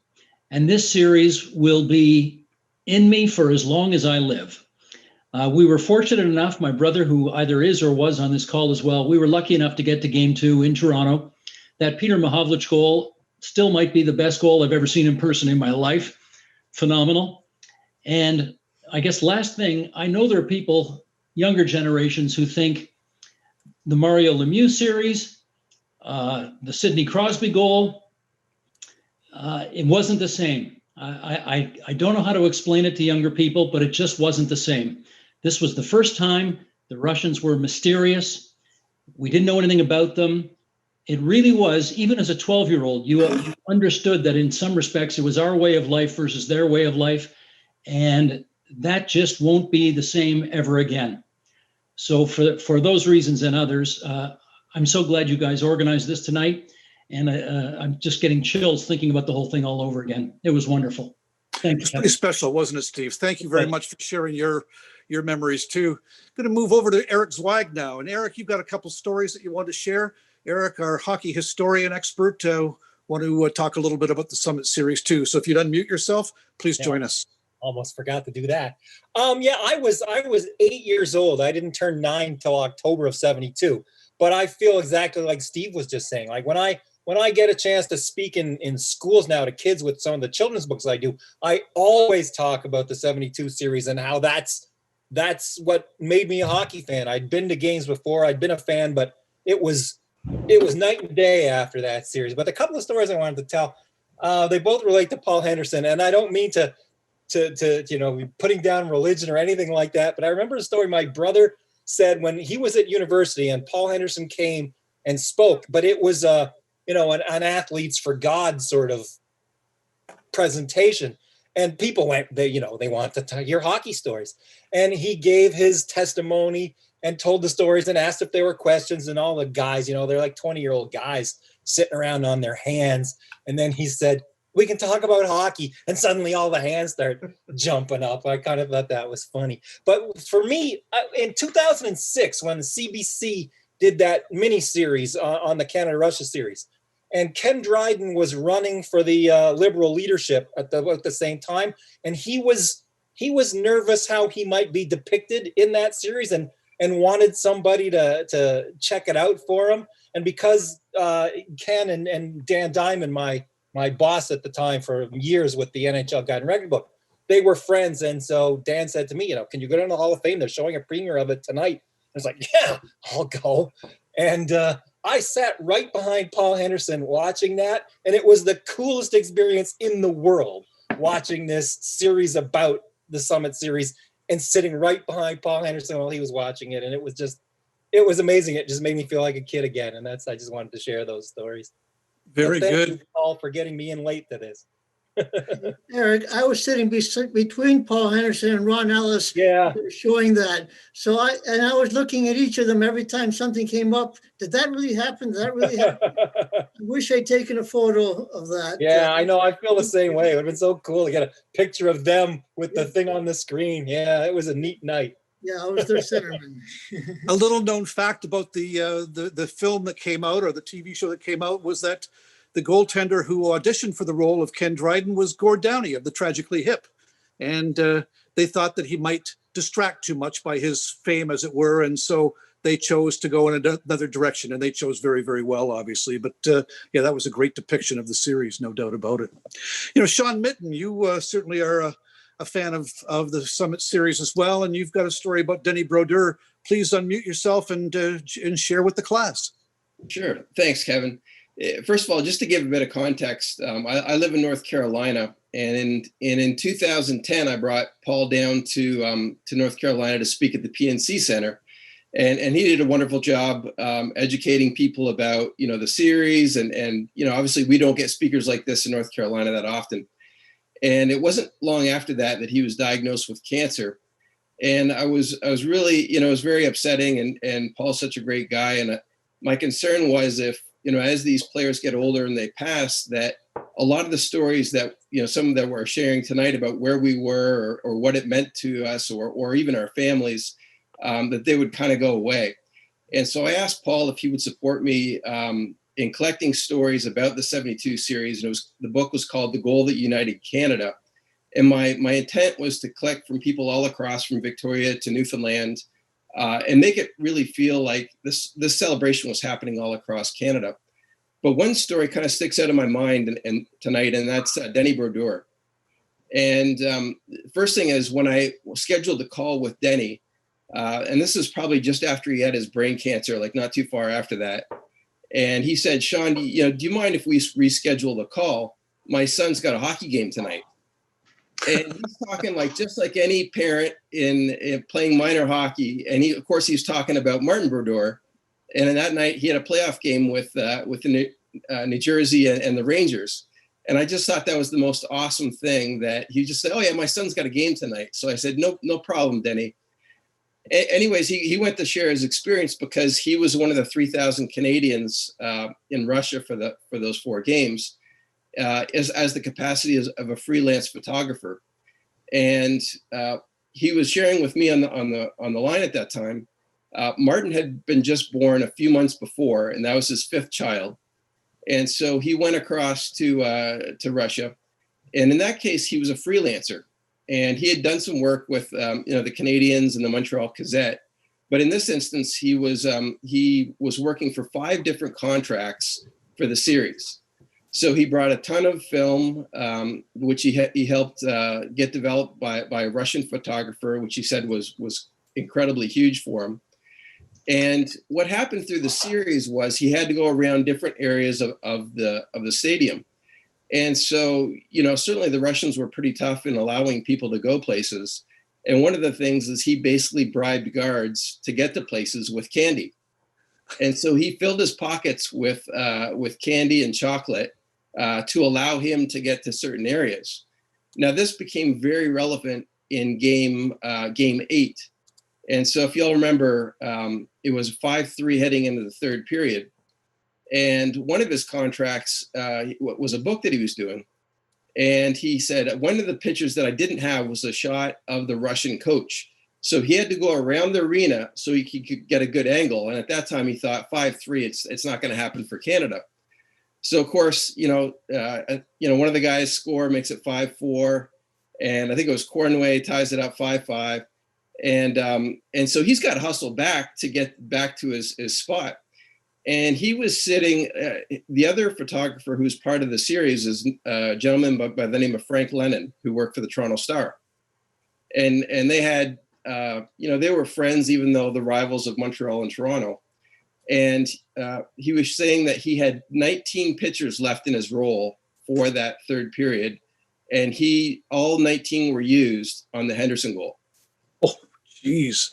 And he said it was just ironic that 19 were left. And so when he sent me pictures for the book, he has them all laid out on his brown coffee table, all those 19 shots. And he said, the irony was that they all came through perfectly. And he said, I knew I had the shot. The postmortem from the story, if you will, is right after that, he had to get all his work in. He had 5 contracts. He had to put the book together, which some of you may have seen this before, about the 72 series. And so he had to get all his work in. Well, he never had a chance to submit the Photo of the Year award to I think it was the AP photo for, I think it was, for that year. Frank Lennon got his photo in, and he's always been acknowledged as the photographer, of the Henderson goal. And really, Denny Brodeur was right beside him. They basically had the same shot, but he was never really acknowledged. And to me, I thought, in some ways it's sad that he didn't get the acknowledgement that he deserved. But I just thought it was a wonderful story. And I was just, he's just such a great man. Oh, thank you, Sean. Great story for sure. Arguably the shot that is seen more often than any shot out there, and we can include the Barocco goal or the Orr 1970 flying goal photo. but it's that one of Yvonne, and Paul in front of the net after having scored that is just iconic and classic. And many of us on this call right now, I'm sure, have got a copy of it somewhere in our files, whether it came from the newspapers or something that we've purchased over the years. Thank you, Sean. Great story. Dan Proudfoot, if you could unmute yourself, that would be great. Dan, you were covering this series as well, and I'd love to get your perspective on what you thought about the Immortal Summit Series. Thank you, Dan. Definitely the highlight of my sports writing career. I was there for the Globe. My brother Jim was there for the Star. So there was that. But having been covering Team Canada from the very beginning of training camp through to the end, it was just sensational. Night after night, I'd go to the rink and I'd think, what if Henderson does it again? And of course he did. He sure did. Did you take any souvenirs from that series that you still harbor, Dan? No, just memories and all the books and all my clippings. I just went through my clippings today in preparation for this. And frankly, I had really looked forward to talking to Ron Ellis as well as Paul, because from the beginning, their line was just so powerful. And it was such a great thing that two of the Leafs that made the team had such impact. And I wanted to ask Ronnie, actually, was from the first game, Montreal, on the second goal. After that, by the way, that second goal, he didn't get an assist, but I feel he should have. In any event, after that, he went to the dressing room shortly after that, and it turned out he'd been jammed. His neck was injured. He came back from that in a few minutes, and he slammed Mikhailov and just continued from that point on. And I'm sure Paul could speak at length about how important he was on that line. Having him cover Harlamov, who was arguably the best of the Russians, of the Soviets, was so important. And you're right, after that hit, he probably had a concussion, but nevertheless, he's mentioned to me through the years that they asked him if he could still go out there and serve as a defensive forward. And he says, I can do that. They said, if you can do that and to contribute, that's going to help the team. And he agreed to go on, and boy, did he have impact. That's for sure. Well, thank you, Dan, very much. I've enjoyed reading you through the years as well. Thank you for your side of things. A couple guys who were out in Vancouver and who were involved in filming the game, involved in the game. Let's talk first to Ray Waynes and talk about being a camera person out in Vancouver in Game 4. Ray, please unmute yourself. There we go. We're really enjoying everything about tonight. Yeah, it was a great Game 4. I know there's a lot of people like to forget about it because they tied and the Canadians were embarrassed, and they should have been. Phil Esposito said it the best way. Anyway, what happened with the 8th game, the CBC crew that I was working with, we found a control at CBC. So we were sitting around watching the game, and it was close until Russia scored the 2 goals in the second period. And I'm looking around. Some started to leave. Before I knew it, I was watching the game by myself. And I thought, this is crazy. So I got to see the last goals, and what a thrill it was. I guess I was so pleased that I had faith in the team to win. And they sure, they didn't disappoint me. And I really enjoyed it. And thanks for inviting me to partake with this. Well, Ray, thank you so much for contributing to it as well. Just really nice to hear these behind the scenes stories. We all have heard a great deal about the games themselves, and we've heard the players talk about it. I would say ad nauseum, but we can never hear it enough. But to hear these inside stories, or outside stories, as it were, are really, really special for us as well. I'm going to ask Alex Braverman to unmute himself now. And Alex, I wonder if you could give us your perspective being involved in the Summit Series as well. Thank you, everybody. As Guy said before, from Toronto, he was 12 years old on Toronto grounds, and I was 12 years old back in the Soviet Union then. I grew up in Moldavia, so I was watching this game on a black and white TV, and it was amazing to see two superpowers going face to face and showing the balls. We're all different, but we're all the same on the hockey field, and hopefully we can continue to do this. And hockey diplomacy, that's one thing we're advocating now, and it works. We can see it. I don't know if you saw it just recently. Game was happened in Dubai between Israeli team and Team Emirates, and we call it Series of 2020, which two different countries would never would happen again. Cross the sticks and play the game in Dubai just recently.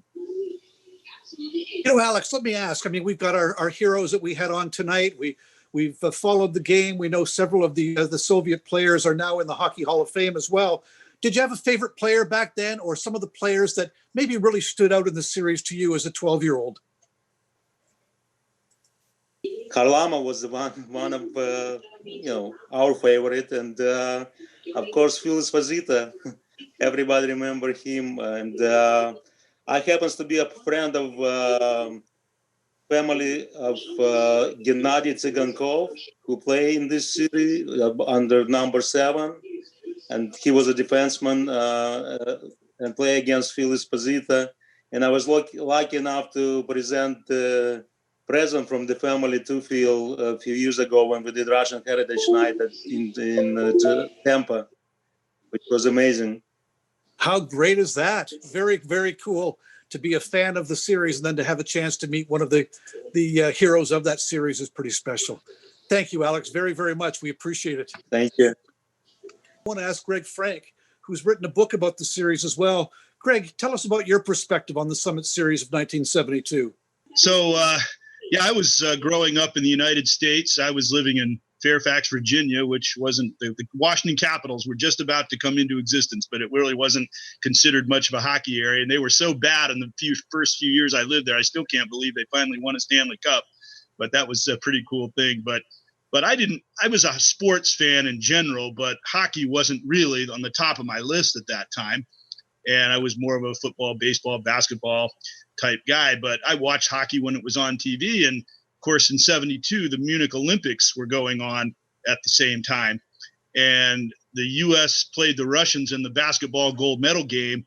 And many of you probably know how that ended, where they kept giving them one more chance to score until they finally did score in the last seconds and kind of stole the gold medal right from the U.S. team, which is similar to a lot of the shenanigans that took place in the 72 hockey series. But shortly after that, I was really upset at how we lost that basketball game. And then shortly after that, I guess it was Wild World of Sports or whoever was covering it. I saw a game of the 72 series, and I didn't even know that much about it, that it was such a big thing in Canada and so forth. But I did know enough to say it's pretty neat to see these NHL stars all playing on one team. And I knew, how much I wanted to see the Russians get beat because of what happened in Munich. And it was the 5th game and it was on. I said, yeah, Canada's winning 4-1. We're going to really stick it to these guys and show them, teach them a lesson. And then they scored that goal to make it 4-2. And it's like, okay, we still got them by 2 and there's only 10 minutes to play. And before they finished the replay of the second goal, they'd already scored a third one. And it was like, oh no, this can't be happening again. And sure enough, they scored again and they scored again. And when it was over, the announcers were basically saying, well, this series is history. And basically, they've been losing and the Russians have been controlling the series. And now they got to win 3 games in a row, all in Moscow. That's impossible, which everybody knew that was impossible. And that was it. But I didn't hear anything more about the series from where I was living. And couple of years later, I got a book for Christmas. It was Stan Fischler's book called Slashing. And it was one of the books that really got me interested in hockey. And I learned things like, the pre-expansion hockey was a lot better than the post-expansion hockey and stuff like that. But there was a chapter in it about the 72 series. And I read that and I thought, wait a minute, isn't that series where I watched that game and they were way behind and they came back and won and it was all over and there was no way? For 2 years, I went by assuming that the Russians had won the series. And I read the book that Canada came back. It was like, wow, that's pretty interesting. And the 1980 Olympics came, that was my big thing as an American in hockey. I probably look at that the way all of you guys looked at 72 while it was happening. The greatest night of my life was the night they beat the Russians. And then a lot of crazy things happened, but I learned to speak Russian, and I went to the World Championships with a friend of mine in Finland in 1986 in Moscow. And long and the short of it was I started covering international hockey. I met the Tarasovs. I could speak Russian. And through that connection, I ended up talking to the great majority of the Russian players in Russian and added that in the book. So it was kind of like both sides, Canada and Russia, side by side in the whole history of the rivalry. And one of the neat things now is, of course, the years are going by and people are passing away and so forth. And to have these recorded interviews that I did with so many of the players that are now passed is a precious thing to have. And it's a great memory. And I'm very, pleased to have that recollection of those guys back when they were living. And who knows, maybe I'll put that out someday in an oral history or something. But it was a neat story. And as I said, it's like, I might want to do a book on this. It sounds like there might be a story there, and that thing that happened in 72. Little did I know. Very good. Well, you've done well, Greg. That's for sure. I hope you learned Da Canada, Niet Soviet. I hope you learned those. That's still the greatest sports cheer ever devised. It really is pretty great, isn't it? Our final guest from the Summit Series discussion, we're going to ask E.J. Bauer to join us now. He comes from a long line of hockey background and DNA, and he's going to talk about his perspective as well and some of his family's perspective. E.J., can you unmute yourself and join us too, please? Hey, good evening, Paul and Kevin, and thanks again for organizing these things. I think reflecting back on 220 through, seems like we're still like on the treadmill, but this has really been special over the last months to get people through sheltering down and isolation. But anyway, I guess I have maybe three quick stories, three funny things to reflect on it. Maybe people wouldn't know or have access to. And one would be leading up to the 72 series and Canada's kind of withdrawal from the international hockey. And my uncle Bob played for the Krautline Boston Bruins, was involved playing and coaching with the Olympics through the end of the 50s. And that was really the impetus to the national team, living room conversations with my grandfather about kids getting their education, playing for their country. And if you chose to turn pro, go for it, but at least have something to fall back on. And then Father Dave being drafted. And after that point in time, rolling his suitcase out the window, my grandfather caught the suitcase and said, "You're not turning pro at 15. Boston drafted him." And he says, "You're not going anywhere." I always lost one son to hockey. So they fought with the condition that, he would go off to camp, come back and go to St. Mike's. So that whole story is a different thing. But the point I would say is with Bobby's involvement with the Dutchman through the 50s, and then Father Dave and development of the national team, and then, with Rod Sierling and some of the guys, the perspective was they were going into the Cold War, but they were fighting an animal that they didn't know. And I think the one thing out of the stories this evening, I remember my uncle kind of smirking or smiling that Canada was struggling. And it was a sense that they weren't wrong. The communication was not coming back.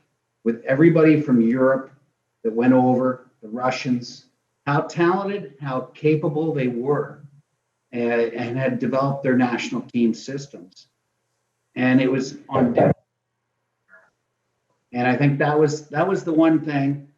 I don't think anybody was more cheering for Canada's success in those series than Father Dave. So I think that was one thing. And then when later he was inducted, Tretiak was being inducted that day. Eagleson was being inducted. Cole. And I remember my three aunts were sitting 2 rows behind me. And they just leaned into my shoulder and said, "Oh, there's the pocket rocket and Henry. Like, what can we forget the 72 series? All my heroes are sitting right behind me." So they were the Montreal Canadiens, all sitting there watching Tretiak and Father Dave being inducted. So that was another perspective on what was going on.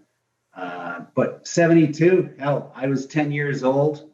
I don't know anybody my age where I grew up that wasn't sitting in a hall watching a TV or pulled out of school watching what transpired.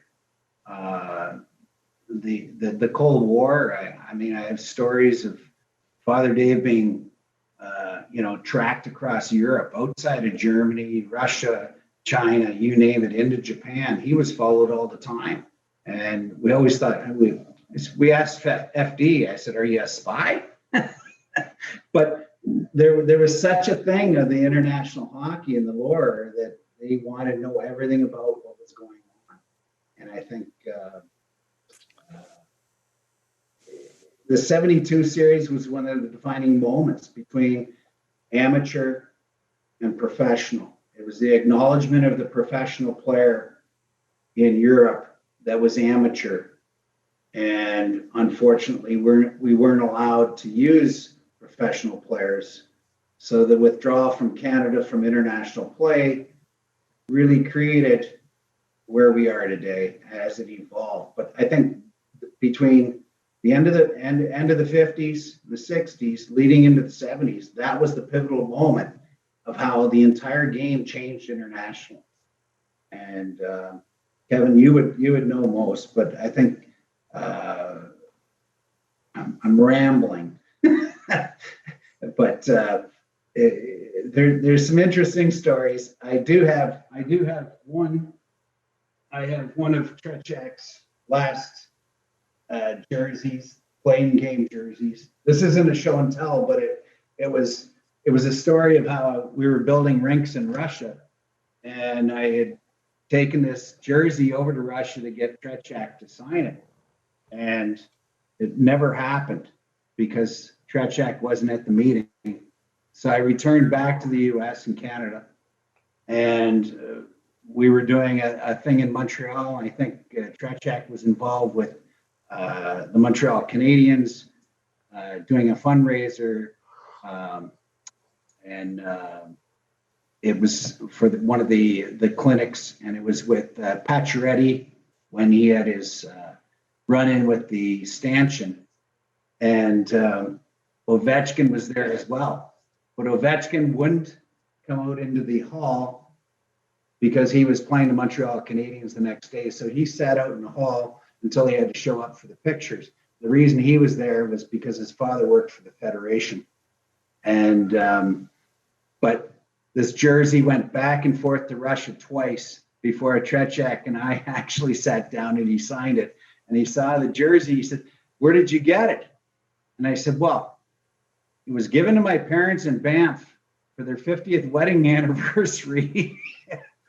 And it was given to them by Tretiak, but it had gone all the way around the world 3 or 4 times. Well, the Summit Series definitely changed the game, and we saw how, it's funny how things work, but Tarasov, idolized Lloyd Percival, who was a Canadian, who had the discipline and had published books that were largely ignored by the Canadians, but certainly Tarasov bowed down to the Percival's way of life, Percival's way of hockey, And we've now seen that the Russian freewheeling puck control style has been adopted in the National Hockey League. The toughness, the more aggressive side has been embraced by the Russians as well. And, you know, we have seen a merging of it. And certainly the Iron Curtain came down, and we now have many of the greatest players in the National Hockey League are from different places other than Canada or the US, including Russia. And it's wonderful. It's made our game that much better. So I'm going to pack things in myself at this point. We thank you all very, very much for sharing your stories, for sitting and listening to Rod Sierling and Yvonne Cournoyer and Paul Henderson just bless us with some wonderful stories